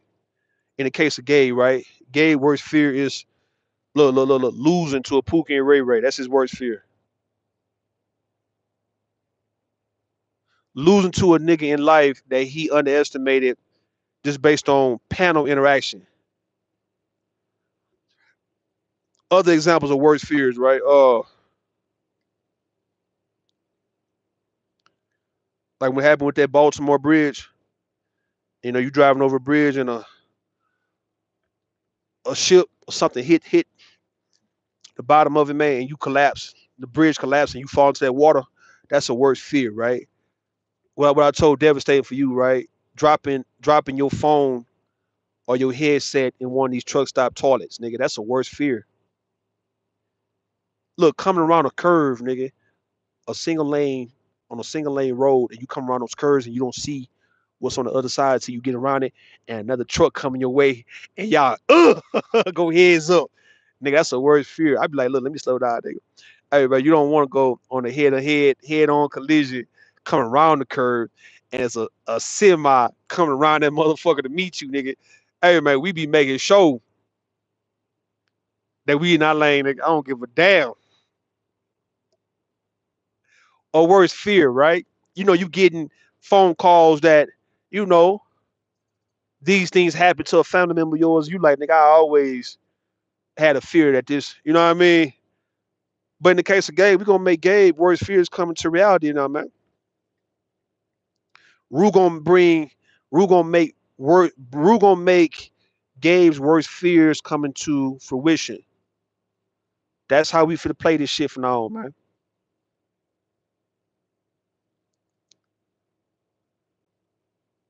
And you guys gonna see throughout the next couple of months or couple of years that really no nigga in the space is gonna be able to fuck with me, man. And I'm gonna be just as humble and respectful as I always been.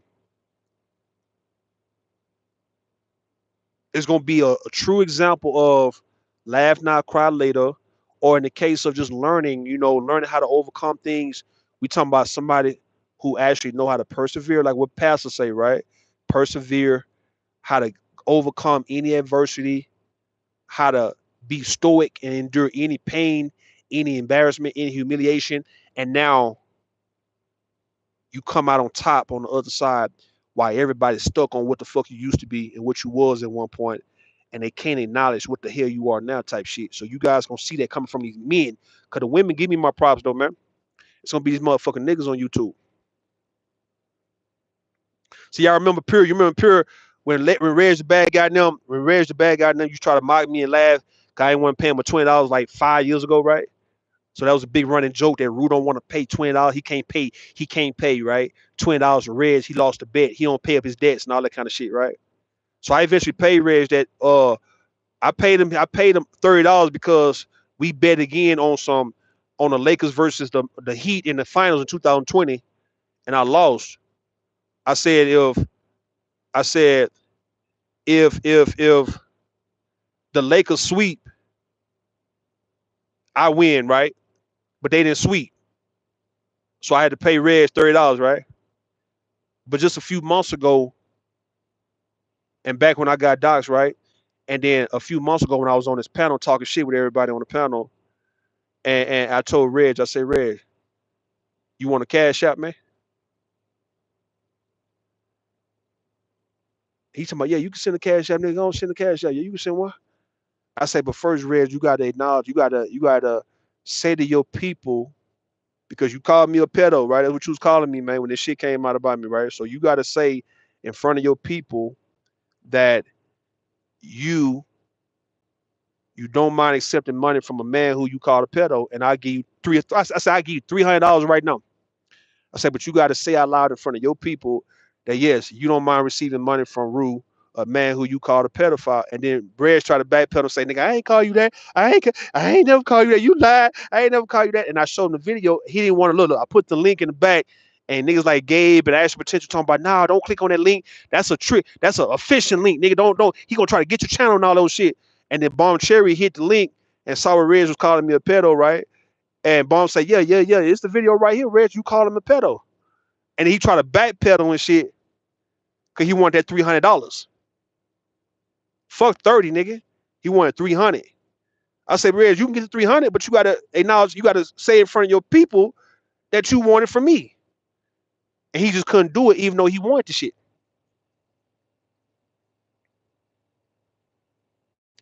Yeah, Reg, right? The suckers in the kitchen shoes. He can't make no move, man. I'm just giving you an example of how shit turn around on people, man, and who you fucking with, a nigga who know how to flip this shit around. Even for the people who, let's say expose what happened when I was a kid. Where in the fuck are they right now? Hell, one of the people who exposed, the main person who exposed it, that motherfucker dead, man. Let me speak on that shit for a little bit, Pure. You remember Elise, man. All right. Now she the one who gave Cookie the information about me for Cookie the docs, right? And I'm looking like, okay, so you got your lead back, man. All right, cool. Why in the fuck this goddamn chick dead right now, man? What kind of shit is this, man? I'm just saying, what type of bullshit is this, bro?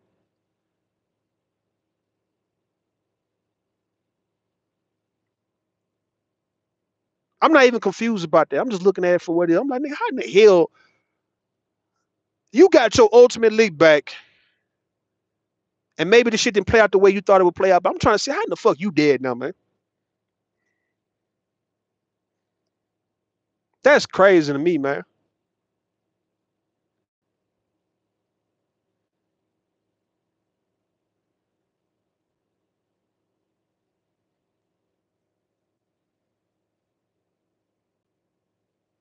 Nah, that's some shit right there. I'm looking like, man, hold on, man. Now you dead, man.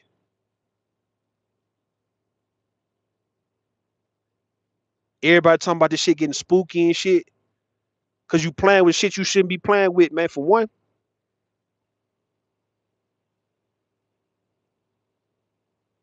and don't even nobody get shook all of a sudden, man.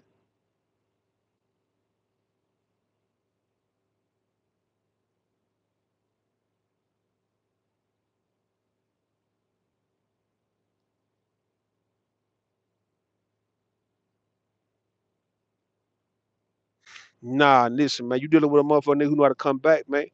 I might be one of the black men that you might ever meet who know how to come through and come back from some shit, bro. Know how to come back, nigga. Even when all this shit came out and how I didn't run and I actually stayed and endured the shit and let everybody go at it, man, and talk their shit, man. You got it, right? I didn't go nowhere. And yet the people who thought they was gonna get the biggest win out this shit, they end up going places, man. They end up leaving. Or they can't come to grips that they lost. And they don't know why they lost, man. And I'm like, nigga, it wasn't a win or lose situation, bro. It was just simply I got exposed, and it's supposed to be just that, right? But folks who wanted to get victories out the shit, and the ones who wanted to get the victories end up losing. Everybody who keep mentioning what happened when I was 11, dog, they losing to me right now. I don't even understand why.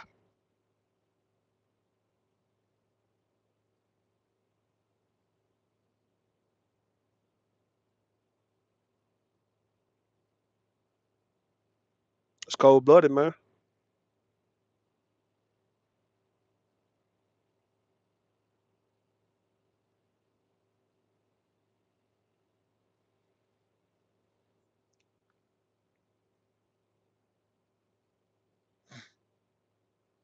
See, it be these trucks right here. These trucks that, yeah, it be older version Freightliners, and they got names you don't even know about. Those ones making all the goddamn money. It be these trucks. When you look at these trucks when y'all driving, and you see these trucks who are not, they don't have no major company name. Like right, like look, they got this extra lease right here, but they see the truck got some other type of name on it. That motherfucker probably own authority, man. That's his trucking company, right? Them people getting 4 and 5 bands out the week, probably more than that. And I'm not afraid, nigga, to actually drop down 20 bands, nigga, to give me an older version of a Freightliner or a Peterbilt. Even if it's like it got to be within the last, like I say, 10 years. I'm good with it. And start up my own company and get out here and start doing what the real truck drivers are doing. So when they say the real truck drivers, they talking about the men who are their own boss, nigga, they own authority. And yes, these guys get pulled over more, but yet they on top of their shit, and they can afford to get pulled over more. And not so much though, right? It's not like they getting pulled over and getting picked on. It's just the fact that they own authority, so therefore DOT tend to look at them a little different, and they look at a company driver who already got a secure reputation. And I'm not tripping about nothing. I've been pulled over a couple times though, so I'm not tripping on it. It's just you having all your shit together, and you're not approaching it like a little boy. You coming at it from a grown man perspective from day one.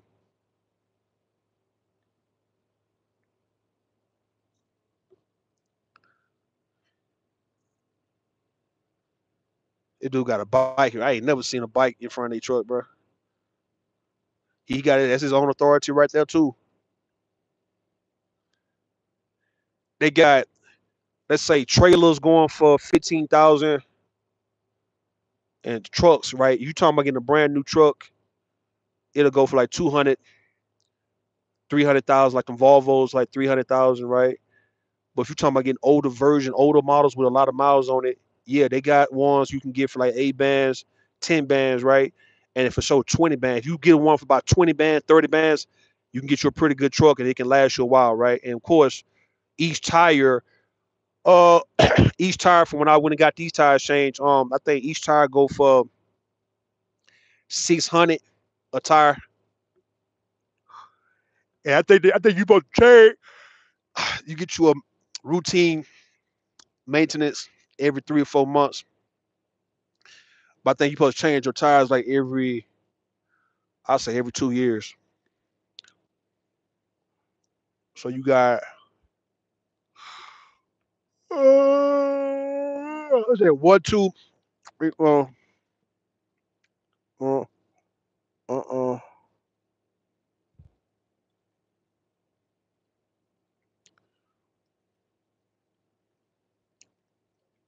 I don't know why I'm getting sleeping in the motherfucker, man. Uh, and uh, uh, uh, uh, uh, uh. I see, saying, and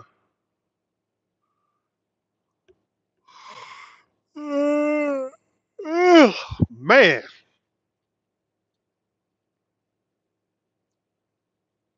Oh look.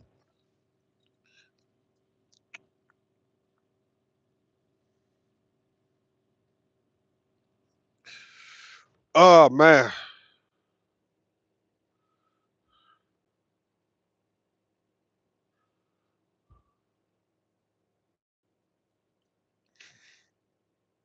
So I think it'd be like 5 if you change all your tires, which you don't have to do it as I'm looking at it because maybe one set of your tires might start getting thin and you just probably have to change those two and your others can be good.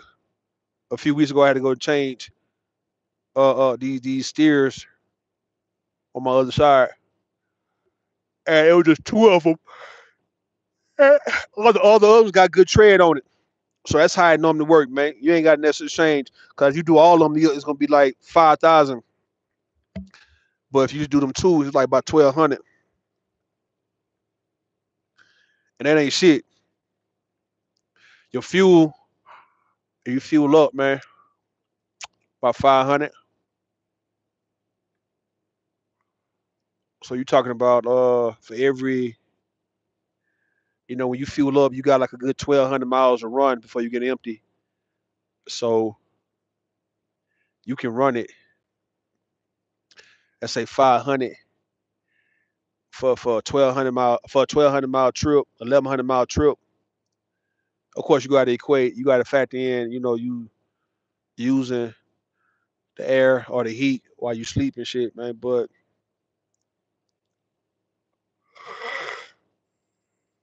I'm getting sleeping in a bitch, man. Let me go to sleep, man. So, why you think you guys are investing in time? Listen, because they in competition with women, Philly boy asks, why you think these guys are so invested in tearing down women? Because they look at women as their biggest competition. Because women are out here doing what men are supposed to do. It's that simple. That's the reason why you don't hear me talking shit about these goddamn women because they can't fuck with me, man. It's a woman right here driving a truck right here. This motherfucking broad can't fuck with me, man. And no, I'm not saying we not humans. I'm saying when it comes to doing what men do, bro, ain't no motherfucking broad in life is gonna outman me, dog.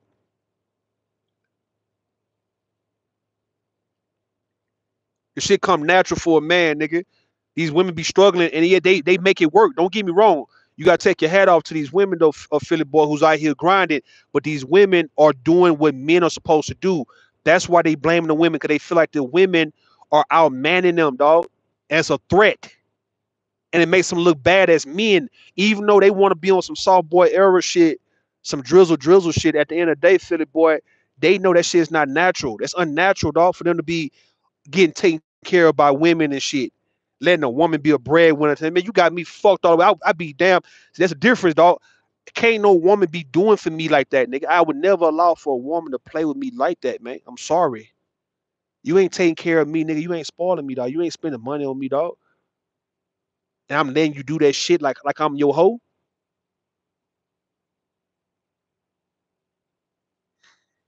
Nah, you got to fight for manhood today, man.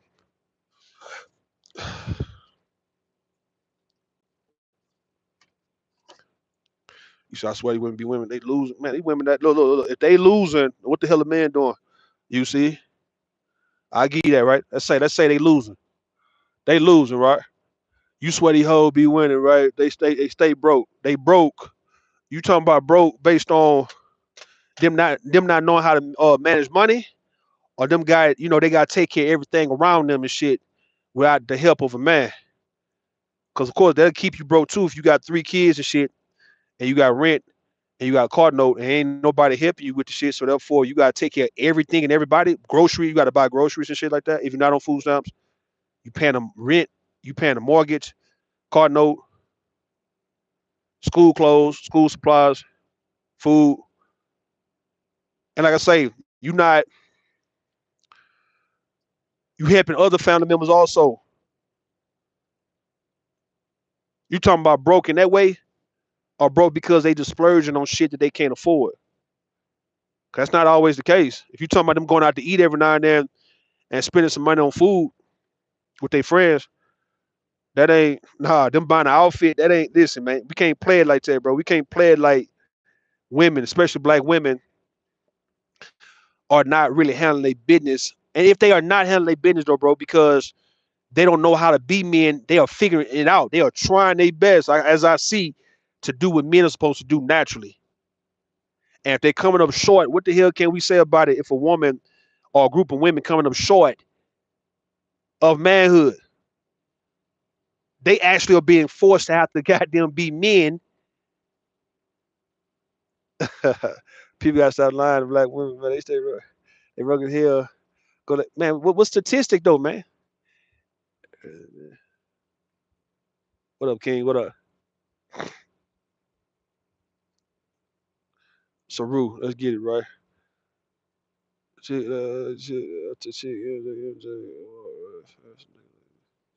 I don't know, man.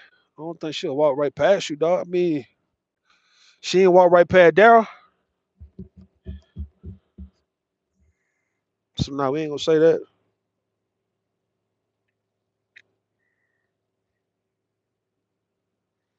She ain't walk right past Daryl, man. She'll give you a chance. What time I gotta get up, man, by 6 and do a workout again and then get the fuck up out of here with my appointment, nigga, by 10:30.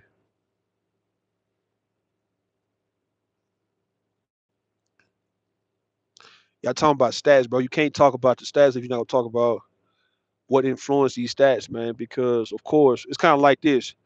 You watch basketball and football, man, but of course, you got people who can rack up stats, but they might not even tell the whole story. Let's say a quarterback, you know what I mean, throw for 400 yards, but yet they lose. So what does that matter if he threw for 400? I mean, it could be, let's say he threw for 400, but yet they was getting blown out though. You know what I'm saying? Stats are, they don't really tell the whole story about the situation, man. We've seen it. We've seen people who've been influential in games who didn't even have a point, who didn't even have, let's say in the case of defensive players who influenced the whole game, but besides the tackles and maybe interceptions, folks don't count the hurries. Like they do count the hurries, but not like that. It ain't the same as a sack, right? So a defensive end getting to a quarterback face and he making him throw the ball before he's ready to throw the ball, man. That's not a stat. You know what I mean? But yeah, folks will try to play like nigga, you ain't did shit because you ain't got the sack. And that's why I guess when you're dealing with people in this life that we in, right? In the world we live in, you gotta do some of that old superficial shit just so folks can respect, I guess, a stat, huh? Cause no one, according to you see, you're not gonna respect if an Aaron Donald type of nigga is putting pressure on the quarterback to throw the goddamn ball, even though he don't get a sack the whole game, but he always was in the face of the quarterback. You ain't gonna respect his influence on the game because what? He didn't have 3-4 sacks.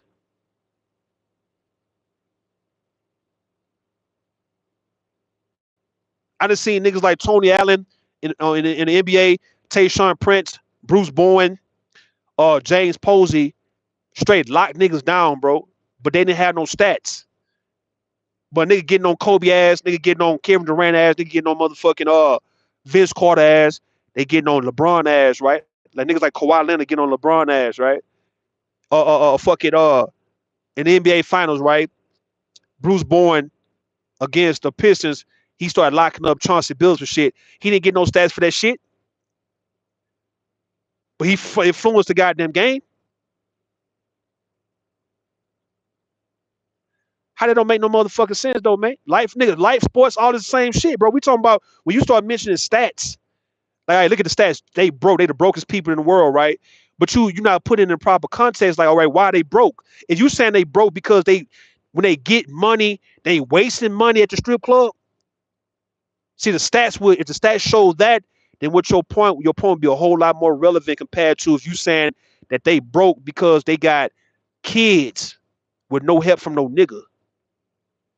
You know good and well, you see, you cannot equate those two, bro. Come on, man. If I got broke right now for just tricking on hoes, dog, compared to me going broke because I'm taking care of my mother and my children and my child's mother and my brother and all that kind of shit, how in the fuck you gonna try to call me out for being broke when you see that that's what I'm doing?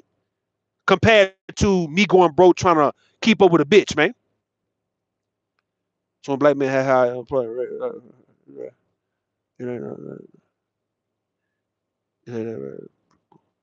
He was annoying on defense, dog, but yeah, he didn't get no stats like that for his influence on guarding the best perimeter player. That's his son. They broke because they made better decisions. Ain't no kid.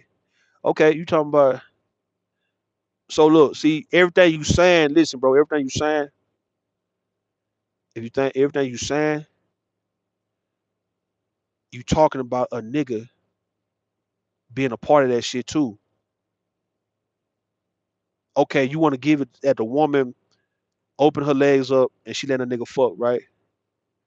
And you talking about a man who just don't have to fuck, but he fucking. You don't want to talk about that part. You got to talk about that part too. That a man can say, you know what?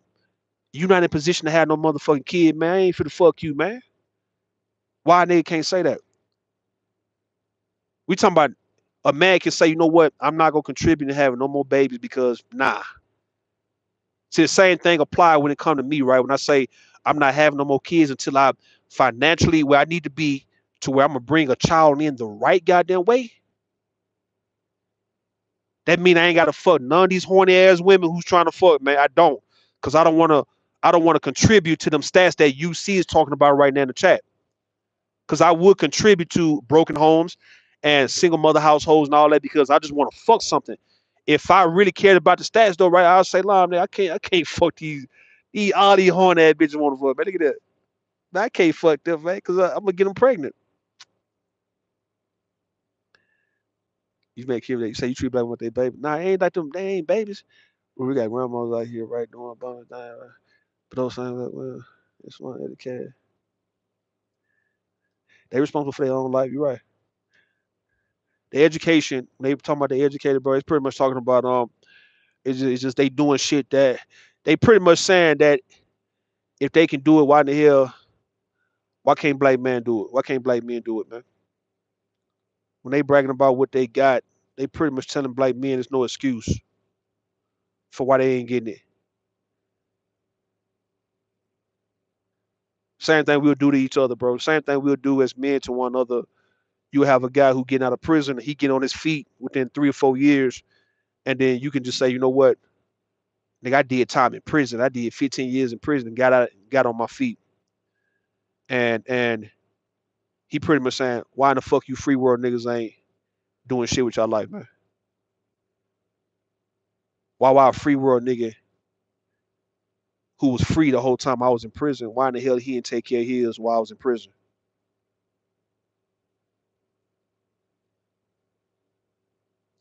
You treat him like they, hold on. You treat him like they can't make good choices. I'm gonna say it like this though, right? Peep this, and you ain't gonna like me when I say this shit. Watch this here though. You see, women when they get themselves to a man, they don't really want to make all those goddamn decisions, right? They don't really want to make, they don't want to really be accountable for what the fuck they choose to do when they or what happens with them when they get themselves to a man because they really not supposed to. If you listen to a woman, if you listen to a woman, right? If they get themselves to a man, it's like they become the man become responsible for them. Every woman I know who actually fuck with a certain guy and give herself to him, she trusts her life with this nigga. What she's deep down is saying, you see, is that look, don't make me like a goddamn fool. Look, man, I don't want to be worried about the things that you worry about. So if I'm giving you my body, giving you pretty much my life, giving you all of me, man, dog, whatever comes out of this, bro, just be there for me, be there with me, man. And it's supposed to be for the man to make sure that she's going to be good for why she gave herself up to him.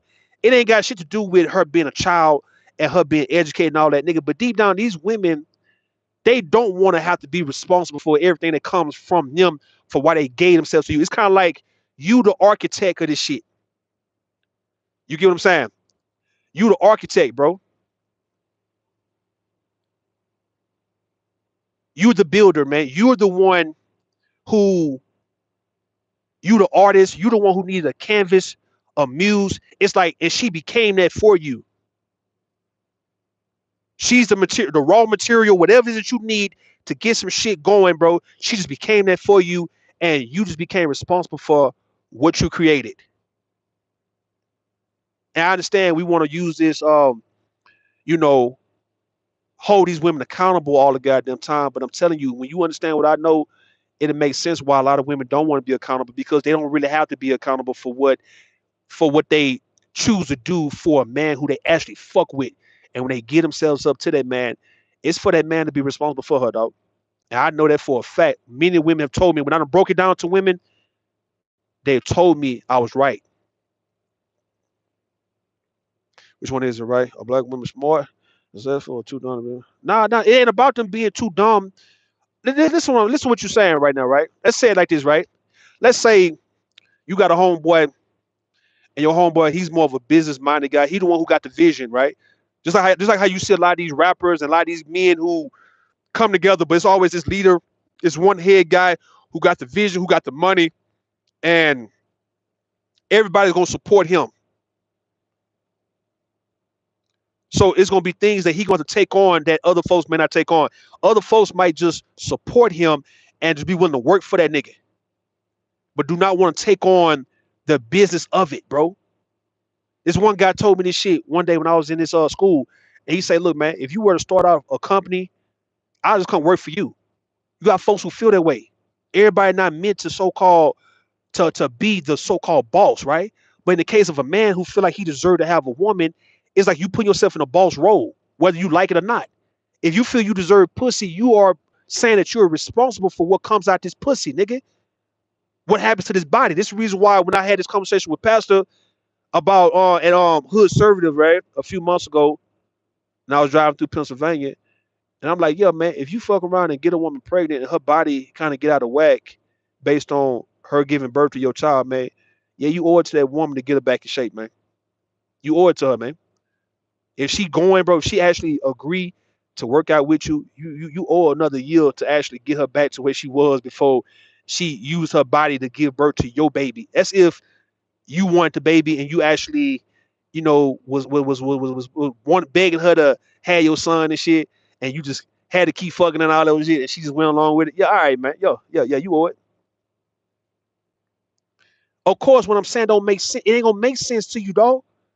But it'll make sense though when you get about your ego right now, get about your feelings you see, and you'll think about what I'm saying. It makes sense though. After a while, you're gonna be like, okay, Rue was telling the truth though, man. When we pursue certain things or when we take on a role as men, we automatically become like the leader of the situation, especially amongst women. And if a woman give herself up to us, man, that's for us, nigga, to be responsible for whatever comes from this woman. Yes, she could be responsible for her choice. She could be educated and all that. But nigga, the reality is when these women fuck with us, when they actually lay down with us, when they actually want to be with us, man, they don't want to have to worry about what we should be worried about. And when it comes to her getting pregnant because you steady laying dick to her raw, it ain't for you as a man to be talking about why the fuck you got pregnant, dog. And I didn't want the baby, and you could have chose to get an abortion. You could have chose, dog. You didn't have to fuck, man. That's what I'm saying. It's a bunch of women in the world I ain't never fucked, man. And guess what? They can never say that they've been pregnant for me, man. It's only a couple of women in the world who could outright say that they was actually pregnant for me, man.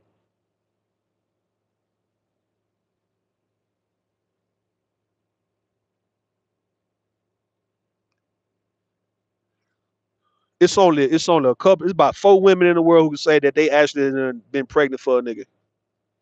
All right. There's only one who's actually had my baby.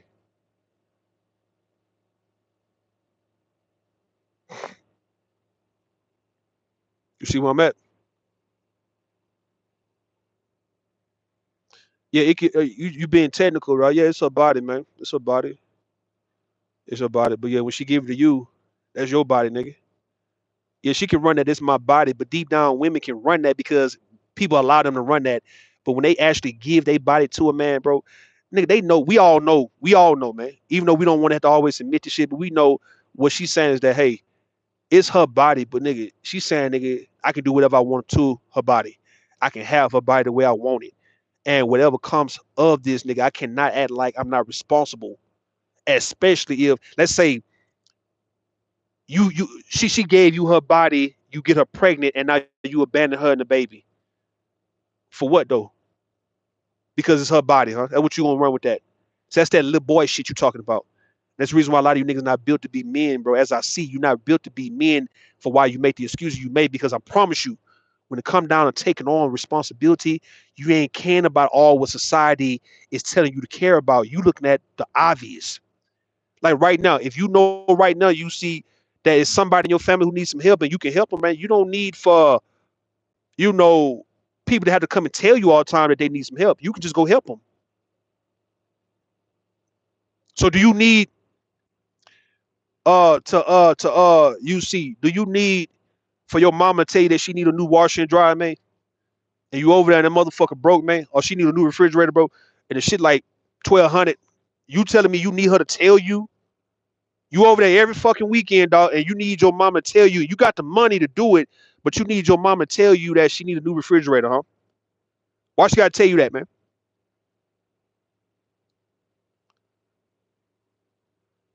We talking about you over there, right? So equate that to you having sex with this woman anytime you want to. Why in the fuck she gotta tell you it's her body, her choice for you to take responsibility of what comes out of her body, man? You know that if you putting a baby in her, that's your responsibility. We talking about her and the baby, dog, to make sure that both of them are somewhat good.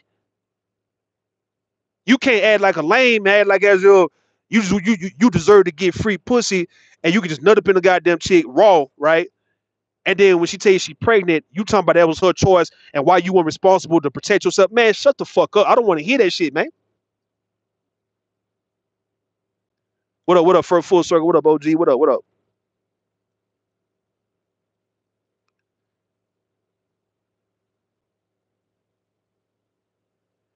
Ain't about being smart and being dumb. I told you, them giving themselves to you and wanting you to have responsibility over them, it's not them being dumb. It's like they just gave themselves to you. It's just simply like I told you, man, if you got a homeboy who's a visionary and you want to support him, well, it's gonna be things you ain't gonna want to necessarily have to worry about, but you're gonna support him in what he chooses to do because that's your partner.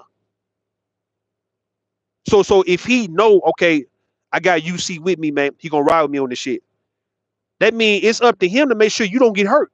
Let's say if y'all are some rappers, dog, he supposed to make sure that y'all not gonna be getting shot up and getting killed and getting robbed and all that kind of shit. You with the nigga, but he's supposed to also make sure that it's safe for you to be with him also, man. And you also need to benefit for why you running with this nigga too, and you risking your life. The nigga need to pay your ass too, bro. He shouldn't try to get anything for free. The nigga should be able to goddamn pay you, break bread with you, look out for your mama. If you look, let's say if you did get locked up because y'all doing some young thug YSL type shit, and you locked up and he got the money, man. The nigga should be looking out for your mama, your baby mama, your kids while you locked up, man. I mean, goddamn.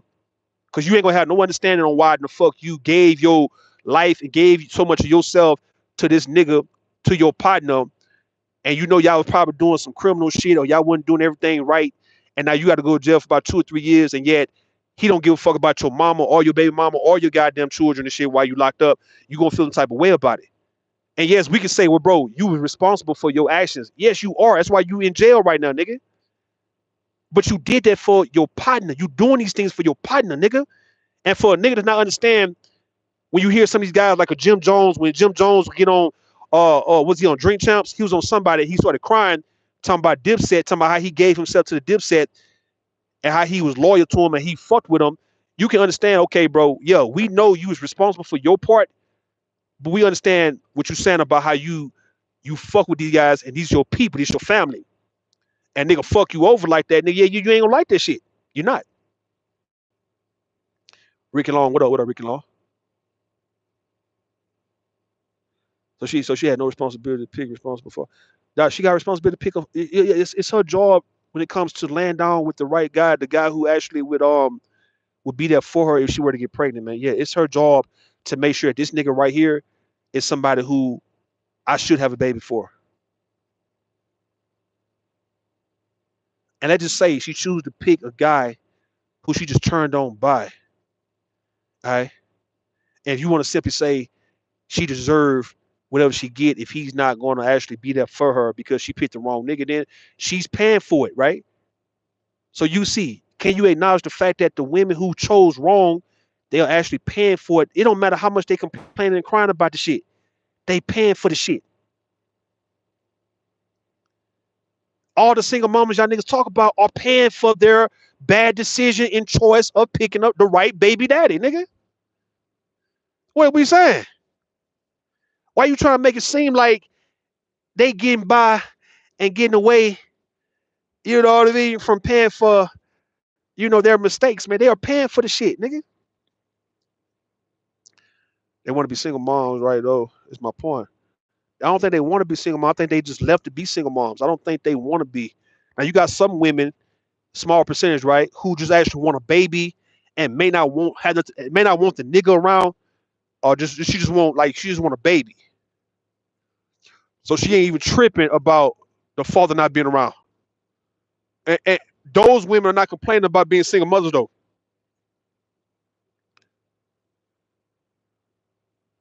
You get what I'm saying? You see, the women who actually just want a baby in life and they don't really want the father around because they don't want to hear shit. So she might pick a guy who will come and fuck her, and she picking him based on his looks. So she probably want a pretty baby or whatever the fuck, right? A tall baby or whatever the fuck, man, based on his genetics and her genetics mix. All right. But if he ain't around, she ain't crying about it. All right then. I'm not even. I wish you was in a regular profile, and I wish I was on a goddamn stream yard, and you can come up here and speak your piece, man. Because right now, nigga, I ain't feeling what you're saying right now. It's like if you want a man to stick around, the man a ring before the baby. I mean, that's true. With a Sheldon, nobody really want to be a single mom. I agree with that too. No, you telling dude what nobody wants to hear, right? When they fucking up, right? A lot of times they want help, take care of the offspring. That's right, Ricky Long. They're not gonna help with the offspring, man. It be the niggas who feel like they deserve to have women and deserve to get pussy who don't do right by getting pussy. You know what I mean? That's black men though. That's that nigga for you. That's that black man for you. Want to cut corners every day, man. Niggas want to get money but don't want to actually get, put the work in to get the money for real. It's the quick and easy shit. That's black men cutting corners, getting it real quick, no real work, but feel like you deserve to have it though. All right, nigga. You catch me next time. Now, when I'm on a panel, nigga, hop on the panel, man. Come holler at me. Ricky Long said my wife was a single 25 years later. I'm with her and her 5 kids. Okay. They say out loud they rather be a mom than a wife, right? You people don't listen to them, man. Okay. So you just stereotype black men. I don't have his stats. I ain't worried about no motherfucking stat, man. Fuck a stat, nigga. Present the stats though. Next time I go on StreamYard, I'll come up here and put the stats in my face, man. You just say you was out, you'll catch me next time. Are you writing? He said that's that typical black person bias for black women against black men, man. Yeah, I'm not in that shit, nigga. I'm not in the black men versus black women shit, bro. You can have that, and you'll get past that, man. It's just a phase right now for you. You'll get past that, and when you realize how to take responsibility for yours, you're not gonna be blaming shit, and you gonna finally realize that the black woman is not in your way, and you gonna look, you gonna tell yourself, do I fuck with them or I don't? That nigga Charleston White just did an interview. He said the reason why he got a non-black, a Hispanic, a Latina baby mama because of his what he saw coming up, that black women they was claiming the child as theirs, and they wasn't trying to involve the fathers from where he from, and you know, these women wouldn't letting these men raise their sons and all that. So he wanted to bypass that and go to a woman who will allow for him to be a father to his sons and shit, right? So he got a Latina woman. That was his reasoning. And once you come up with your own remedy, bro, you ain't got nothing to say about what black women are doing. That's what I'm saying with a lot of you guys. You act like you still want to fuck with them, giving all the information you say you have about them and you have on them. It's like if you got all this information, you supposed to know how to make your next move your best move in this case, right? So okay, you know you'll never put your dick inside of a goddamn black woman in that case, right?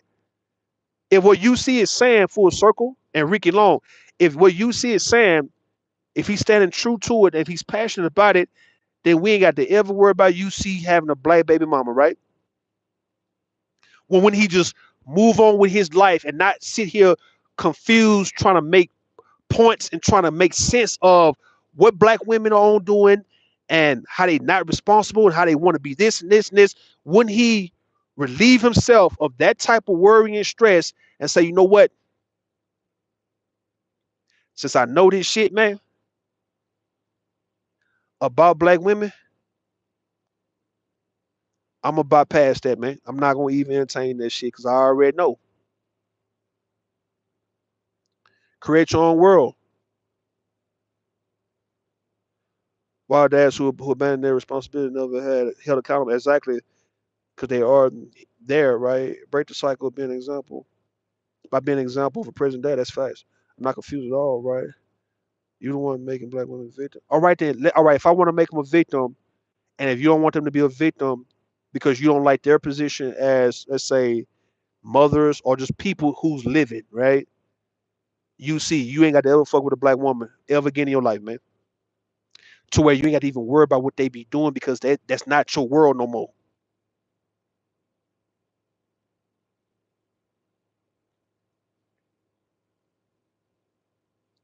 You ain't got to worry about that. Think about this shit, right? You got, let me see some worry, right? A worry. Let's say you live, you hear about a certain city, full circle. Pretty much every major city got crime, right? All major city got crime, right? But let's just say it's a city nearby you and they murder rate is just really off the roof, man. They just really jacking everybody at the cars. They shooting in broad daylight. They just really wilding the fuck out, and nobody holding them accountable. Nobody holding them responsible. But they getting away with this shit. My nigga, you ain't got to ever move in that city if you don't stay there already. Why the fuck are you worried about that city and you don't ever feel the need to move there? You never gonna move there. You not gonna move there, bro. What the fuck we talking about now at this point?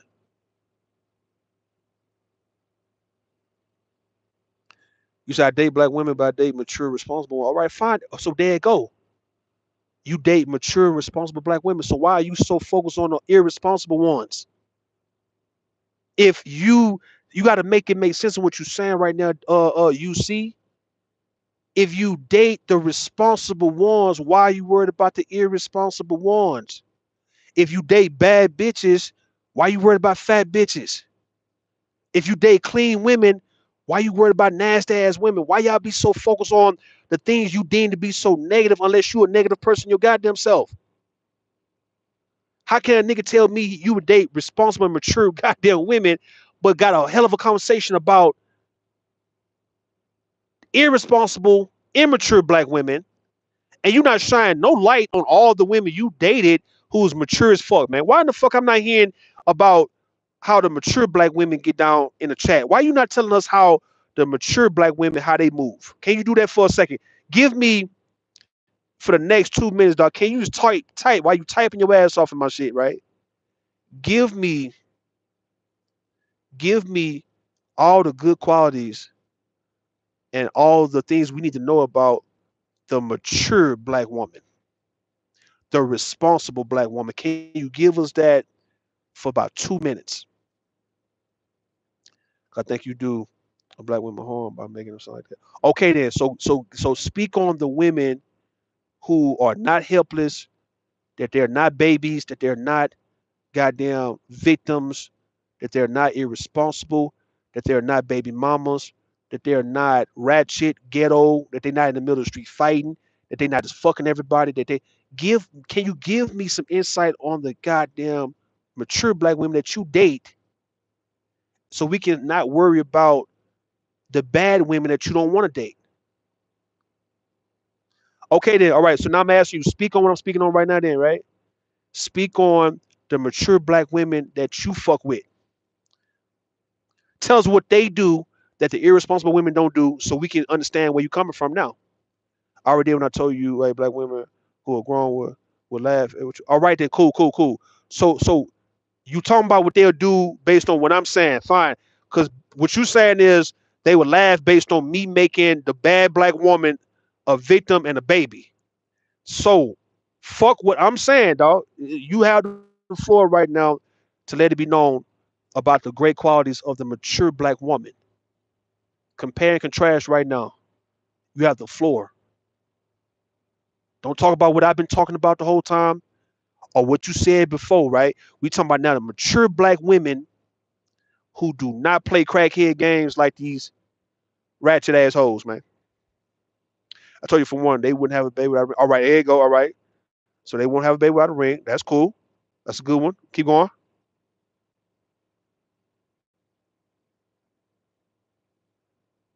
See something, man.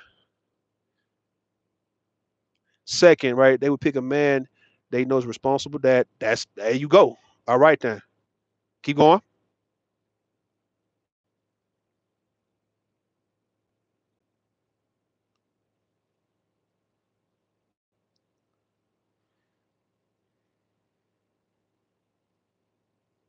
I gotta get this charger, man. Or should I go to sleep? It's 11 o'clock where I'm at. What the hell's going on? I'm gonna go to sleep anyway, man. Later. So look. All right, three, right? They would take a responsibility for their own wound because it's attached to their body. Okay, but there you go. All right then. So that's all you have to worry about. That means you should have no room to be worried about the women who are the opposite of what you just said in my chat. Number four, right?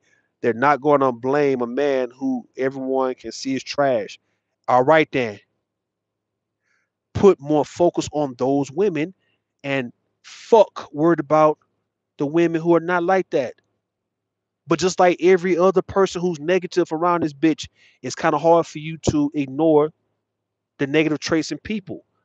Why can't you be the example and show us how to only focus on good things in life? Quit giving energy and time to what we all know is bad and making that shit relevant, dog. That's the reason why I told full circle. You remember I told full circle. I said the news, right? You look at the news, the eyewitness news, the news, period, right? The news is damn near 95% negative. And that's the reason why a lot of people be doing dumbass shit to get on the news. You very seldom hear about positive shit because they'll never make the whole news segment positive. Nah, man, hold on. Turn this shit off, man. Wait till I get out. I don't want that revving up now. Hold on. Hey, listen. You won't hear the news. The news come on for about 30 minutes. We talking about your local news, right? For about 30 minutes, it's nothing but just positive shit going on that they speaking on. It's always be like a little small segment of some positivity that happens every now and then. But for the most part, they talking about some murder taking place. It was a robbery here, bad car wreck here, a house fire there. It's always some bad shit taking place for why it's relevant to where if you think some people don't want to do negative shit to get on the news, I've had niggas from Fifth Ward brag about making the news after they did a robbery, man. Talking about we ran up in this goddamn Aaron's, some type of store, appliance store, Aaron's and shit. Talking about, bro, we made the news, my nigga. Burglary of a building, you making the news because now they're gonna report that it was a burglary of a building at this particular location, and you got niggas at the house sitting talking about that was us, nigga. Yeah, yeah, bro, we on the news. Because everybody sees that the goddamn news only focus on negativity, like UC is doing. UC is not uplifting. He ain't uplifting none of the goddamn mature black. He ain't look all the black women who are mature, who got their shit together, who got shit figured out, who's on point with it. He not just speaking on them. He talking about the irresponsible baby mama, single mama ass goddamn broad that he say he don't want, man.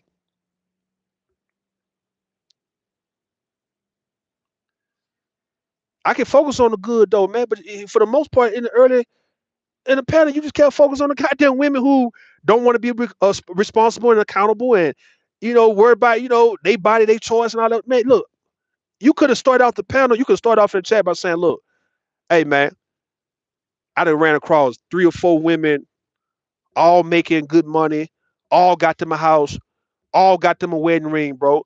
All of them goddamn had a baby after they got married. All of them still married to they child's father. All of them, you know what I mean, got degrees. All of them, man, you ain't start off like that. You worried about the goddamn ratchet ass, sexy red ass bitch, man. You say, but you're not being positive, right? With you, I'm not coming to this bitch talking about anything. My whole thing, my position, I'm not coming from a positive perspective anyway. I'm not trying to get people to see my argument. My point was not to trying to get people to see the positive side of shit, man. I was making a point of the negative. I'm making a point on what I see that is very much negative. So if I'm speaking on black men doing negative shit, that's was my point anyway. I wouldn't at this particular point in time, I wasn't trying to uplift black men or black women. Just tell you what the fuck's happening. Me saying that a black woman who give her body to you, that's not uplifting her, man. I'm just telling you what the hell she really want to do. She don't want to necessarily be responsible for things you do to her body, man, when she give her body to you. But you saying you want her to be responsible for even giving her body to you, which you making a good point. But I'm telling you, in the case of if she fuck with you, dog, trust me, I've been around enough women and I spoke to enough women, and I'm telling you, when I say this shit, what the hell can they say? They cannot even go against it. When they really fuck with a nigga, bro, they do not want to be responsible for the things that he should be responsible for. That's including bills, getting the money, make sure everybody is sustained, everybody is eating good, living good. It's like when she is your woman and she really fuck with you, she don't really want to be worried about getting her hair done, her nails done. If you actually is her man, dog, she don't want to be having to worry about paying bills, nigga, getting her goddamn nails done, her toes done. And you her goddamn man. But of course, they got to go through whatever they got to go through because if you're not caring about it, then so what? You're not caring about it, right? So there you go. There you go. And nigga still talking about the regular women. Hey man, tell me, look. From now on, I tell you, just talk about the pot. Fuck what I'm saying. Don't even worry about what I'm saying, man. Just flood my chat with positivity for the positive, mature, responsible black women. Don't get caught off track. Don't get caught off guard. Don't get sidetracked about what I'm saying about a black woman who wanna give you herself and don't want to be responsible for what she allow you to have. That comes from her. Just talk about positive experiences with black women. Don't worry about what the hell I'm saying. Cause you getting real fucked up by me saying that a woman wanted when she give her yourself, when she give you herself, excuse me, when she give you herself and let you have her the way you want to have her, she wants you to be responsible for whatever comes out of that, man. She wants you to be responsible for her image. Don't make her look like a goddamn fool for giving you some pussy. And I see men do that shit, bro. You want to make a woman feel bad for letting you fuck, man. But we'll be mad with her if she don't let you fuck. In the case of what you saying, if she made you put a ring on it before you even get some, that'd be a problem for your ass too, you see. If a goddamn woman made you wait a whole goddamn year for the pussy, nigga, you just like every other nigga would not go for that shit. You go to the next chick who's going. The next chick that's popping in, bro, you're gonna be right calling on, you'll be on your phone calling the next goddamn woman who is gonna let you fuck that night, especially if your dick hard enough and you know you can go for it and you ain't had nothing in a while. You ain't gonna be sitting around trying to respect a positive, mature, responsible black woman for keeping her pussy away from you, but y'all supposed to be better than that, bro. Y'all supposed to been talking for already for about a month or two, and she still ain't let you fuck, man. You know you ain't gonna be with her that much longer. Stop playing you see like as if you would be with a woman for a month, flirting with her, seeing her every day.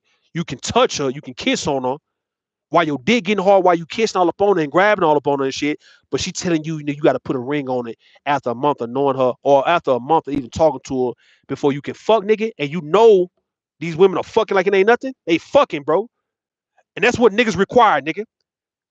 That's what the fuck the niggas require is for the women to fuck, man. Right? So we ain't hearing none of that shit about you ain't fucking, nigga.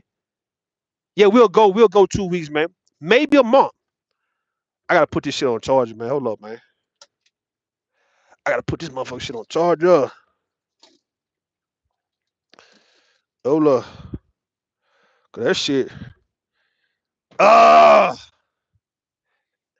can lay it down now. So we can't do on low power mode right now, nigga. Hold this shit on. There you go. Ah, shit, come on, get on charge, my nigga.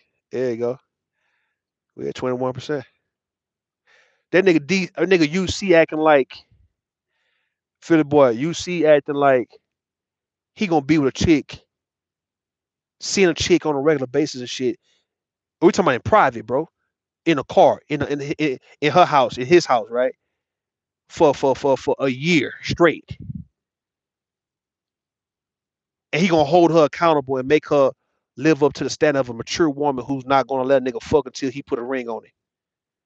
And he gonna still fuck with her.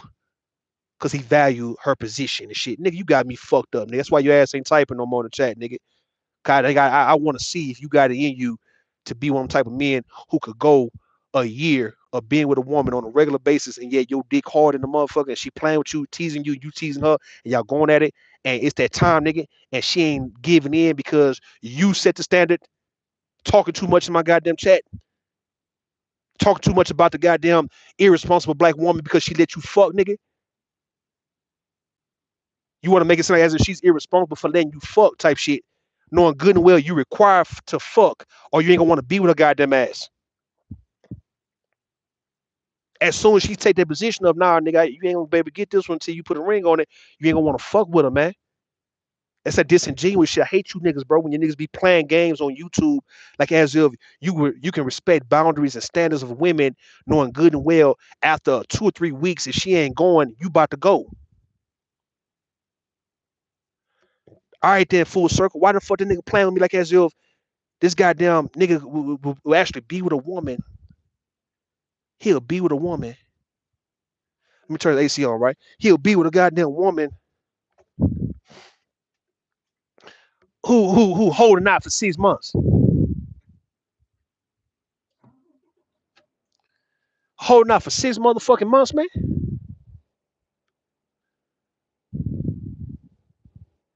And he gonna still be with her. And he ain't gonna fuck nobody else. Hold up.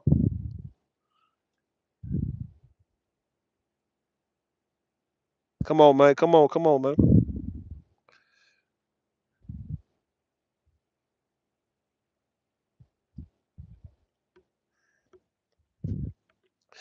All right. Hold on for a second.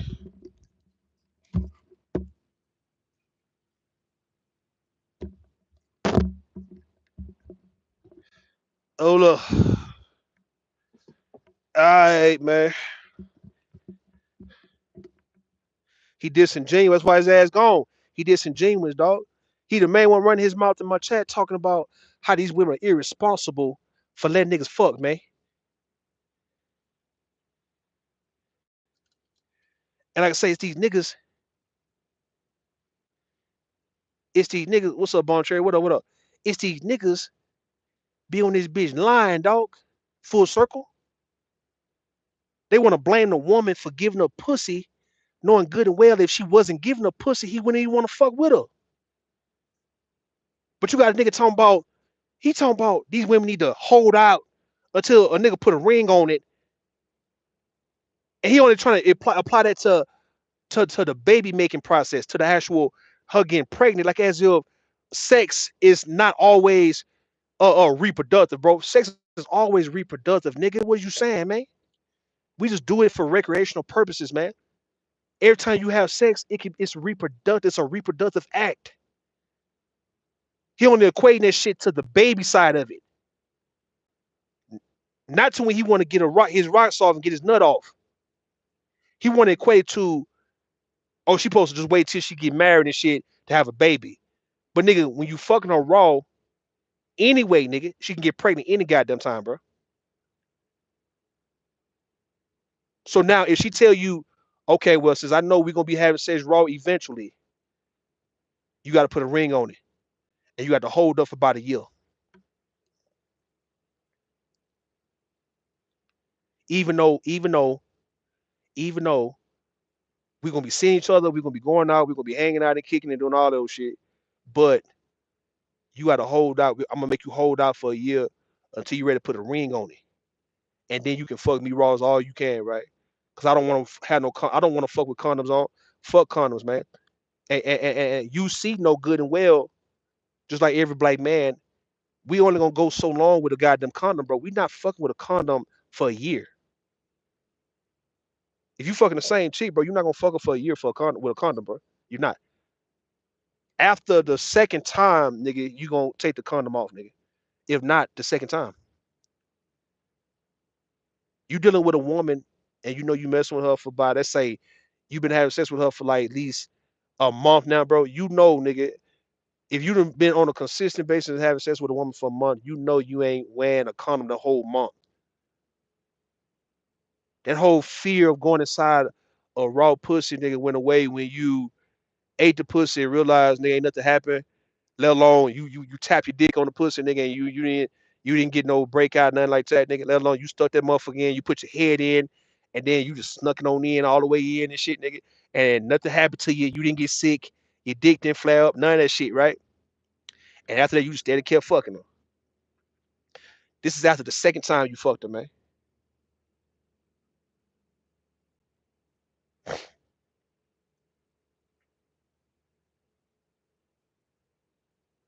Hell, not even doing no for 12 hours. I got to get up.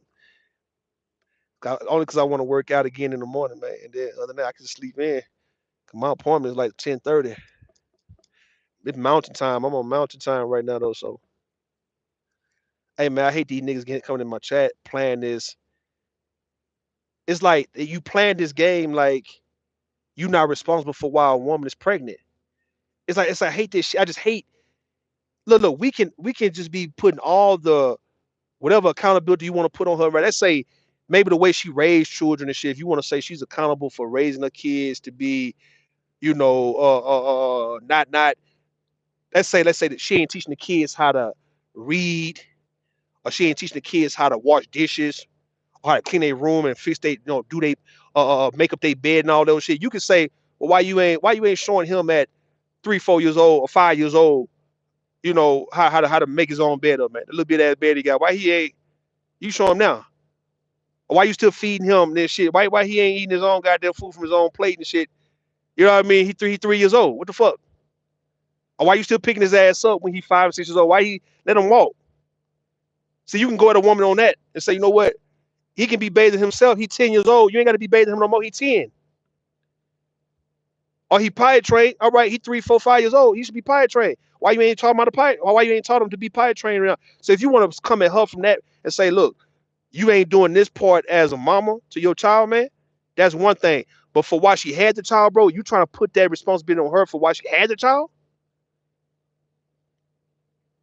Philly boy, listen what I'm saying, Philly boy. Now don't leave, Philly boy. Hold up, nigga. Philly boy, listen. UC is on here telling me about we need to hold these women responsible and accountable for getting pregnant for niggas, for choosing the so-called wrong nigga to get pregnant for, but don't want to say to the man that, hey, if you feel that she's in a bad position in life, don't fuck her, nigga. I don't care, nigga, how horny you are. I don't care how good she look. She fucked up in how she living. She living with her mama and her grandmama, or she's living in this rundown ass apartment, or she already got 2 kids and she's not doing good with these kids already. So why you putting your dick anywhere near that shit? Is she damn near homeless, nigga? So Philly boy, if this chick homeless to UC, right? If she's homeless, dog, why you fucking her?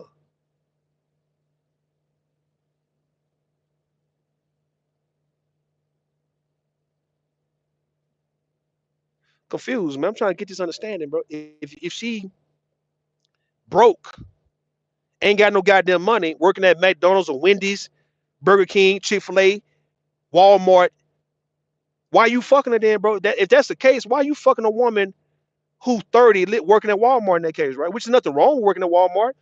But if you're talking about she's broke, she's a broke ass chick, and black women broke, they working at call centers, they working at as receptionists and all that kind of shit. They not making no real good money. They working at fast food restaurants, they waitresses and all that kind. All right, if you talking like that, it don't matter how fine she is, because yeah, you will see a fine chick at Walmart, a fine chick at Chick-fil-A, a fine chick working at Target, a fine receptionist, a fine call center girl. You will see a whole bunch of fine women everywhere. Just because she fine, her position is not feasible to what you're saying, you see. So why in the fuck are you laying dick to a woman who's 35, I guess, right? Who's working as a waitress, if that's the case. If she ain't making that much money and only making her most money through tips, why in the fuck is you goddamn fucking trying to lay your dick inside of a woman who works at Walmart? She work at Wendy's. She work at a daycare.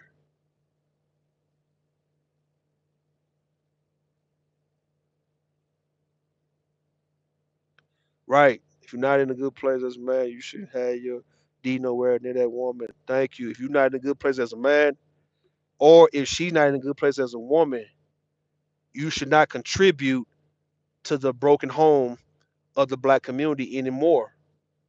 It's already enough babies being born in broken situations. Why your baby got to be born in that same situation? If she fucked up, full circle, like you said, like I said, if she's fucked up in life, if she broke in the mother, like what the nigga was saying in my chat, she broke as fuck. Black women broke as fuck. They ain't got no money. They broke as fuck. Why you laying your dick in them there?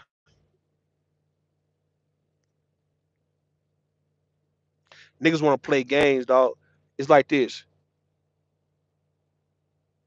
You hear niggas talking about how ratchet pussy, ratchet head be the best head, right? A red ratchet pussy is the best pussy. Broke bitch pussy is the best and all that. That's what they going based on. They doing the same shit that these women be saying about these homosexual niggas, these bum niggas, right? That they got some of the best dick because all they do is fuck.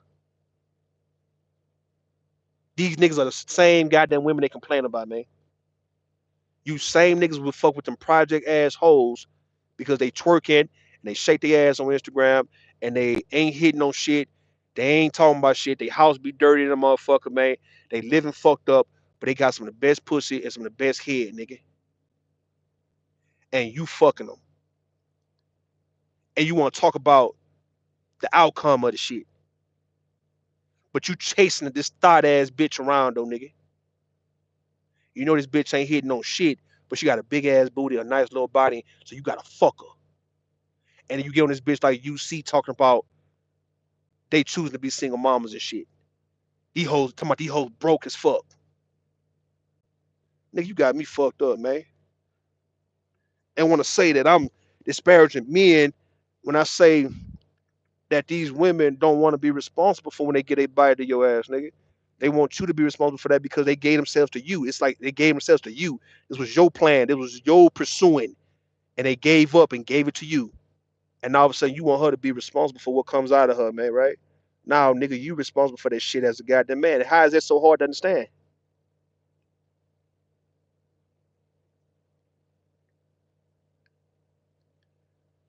Niggas better sit the fuck down playing with me, man. You gonna fuck with the most ratchet ass, sexy red ass type of hoe, Megan the Stallion type, Glorilla. It's like those are chicks that the niggas be want to fuck the most. Cause those are chicks to get a nigga dick hard the most, right? But these hoes ghetto ratchet than the motherfucker, man. But they rich.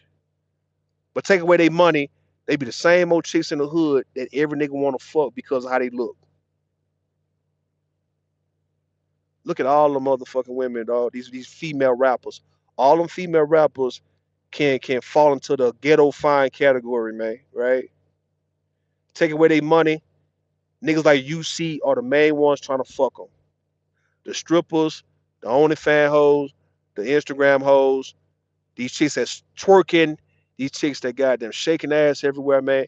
These chicks that fucking every nigga.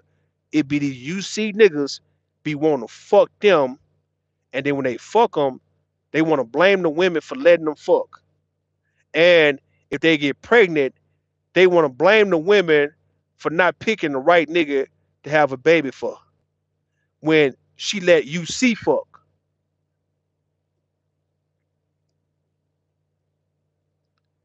So UC say he ain't the right nigga for the job.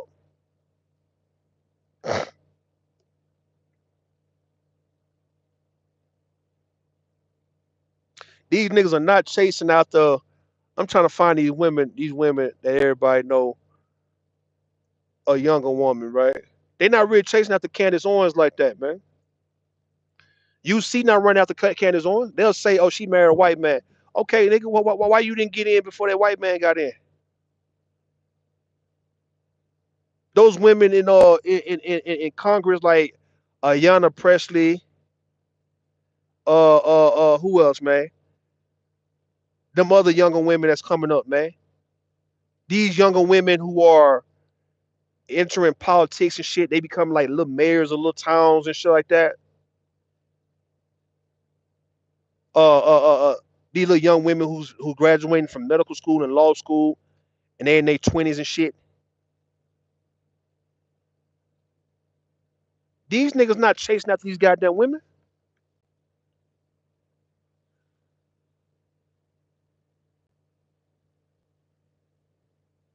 Little young judges, female judges and shit like that, man. They not chasing after them, man. I trust me on that. I know this for a fact. Exactly, full circle. Why they didn't give it Candace Owens? Who else, man? Young. Who else? A younger 20 or 30 something year old woman that these niggas not checking for? Hey, well, what is it? What is it about Candace Owens that these niggas not checking for? Who else, man? I'm trying to think of somebody else in this goddamn game, man. You got some of these news reporters, right? As a matter of fact, you got a lot of those news reporters. Them chicks be fine, dog. They be beautiful, man. They look good. The ones who be doing the news, the ones who be reporting the news and shit, from ESPN to fucking CNN to your local news. These chicks be like cute, fine, sophisticated, right? Very articulate in how they speak. These niggas not checking for no news reporter. Full circle. Why they not full circle? Why they not checking for them black news reporters that we see on TV? They be in their little dress, nice little shape, got their hair done nice, got their makeup on, reporting the news. The ones who speaking on, it was a shooting at this particular gas station, or it was a robbery here, or breaking news, this taking place, or Donald Trump this and Joe Biden this and all that. The women to be sitting behind the desk and shit, and they cute, and they actually in their 20s and 30s and shit. Why in the fuck you see, or not just you see, why the manosphere, why none of these niggas are beating down the door of those women? Cause if you go on Instagram, you see a bunch of them got Instagrams. It's a bunch of those women who are journalists into journalism, and they on Instagram, and these niggas not hitting these women up, man. And they look better than these so-called sexy reds and these Cardi B's and these Megan Thee Stallion. They look better.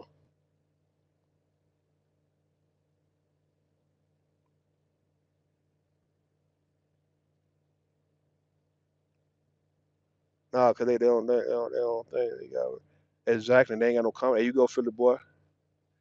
What else complaining about what women are doing? All right, man. Meanwhile, they're like, exactly. Why they worried about it? That's what I'm saying. You worried. The worrying part, man. And you go pure butterfly spirit. Why the fuck you so worried? Why y'all worried about you worried about the wrong shit? It's other shit that you need to be focused on as a man that you purposely ignoring man shit to be worried about things that's supposed to be out of your worry, out of your concern. You worried about who women are having sex with.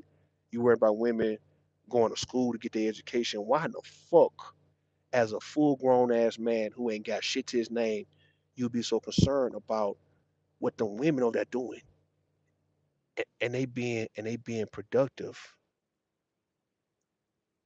Pure butterfly, Philly boy, red. I'm looking at you say reds. My bad. Full circle. Those women over there being productive. If you graduate law school, your ass is productive. If you graduate in college, period, you being productive. Okay. If you working as a woman, period, you being productive. If you're a hairstylist or nail tech, you being productive. Why the fuck these niggas are worried about productive ass women and what they're doing? Even the girls on OnlyFans, Philly boy, even the girls who are making $10,000 a week or a month just having sex on OnlyFans or just playing with their pussy on OnlyFans, whatever the fuck they doing, is not illegal. The money is legit and they're being productive. These niggas can't even say that they can even get on OnlyFans and just be jacking off for money, man. And you got them young niggas on Twitter who going around here, they fucking these girls. They all fucking each other on Twitter. Them niggas are being productive because they are not robbing and killing nobody. And I would rather for a young man to go out there and slang your pipe and get it in, nigga. If this getting you some legit money, man, I'd rather for you do that than to be on YouTube complaining about what productive women are doing.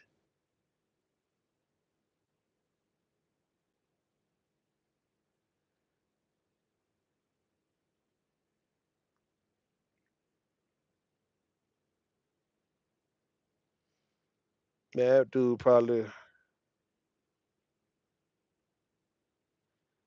pure butterfly. Listen, everybody in chat, man. It's unproductive people worrying about productive people, man. You got niggas on here worried about me driving trucks, talking about I'm just a truck driver. Okay. I'm not killing nobody. I promise you I'm not. I'm not robbing. I'm not stealing. I ain't doing none of that, man.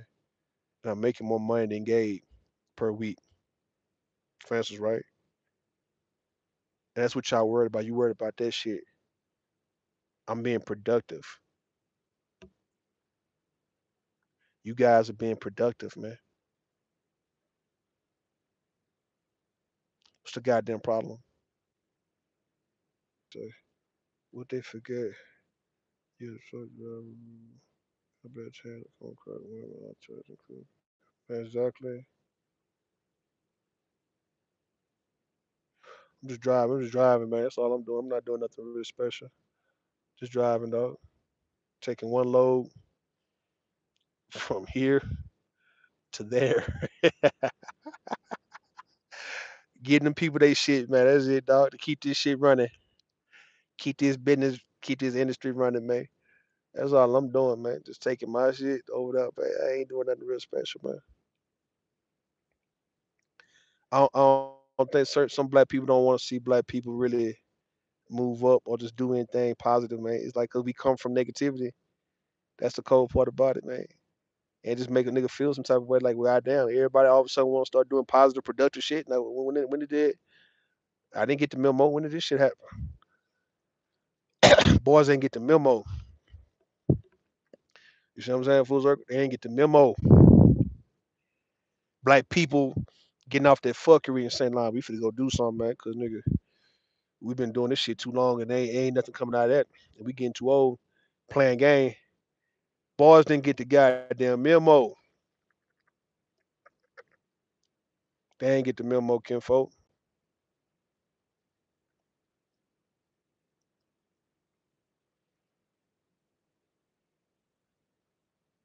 And the fact that we on YouTube, you see how everybody all over the country, people from all over the country, how everybody moving, and yo, niggas getting left behind because it's like, nigga, you just want to be here.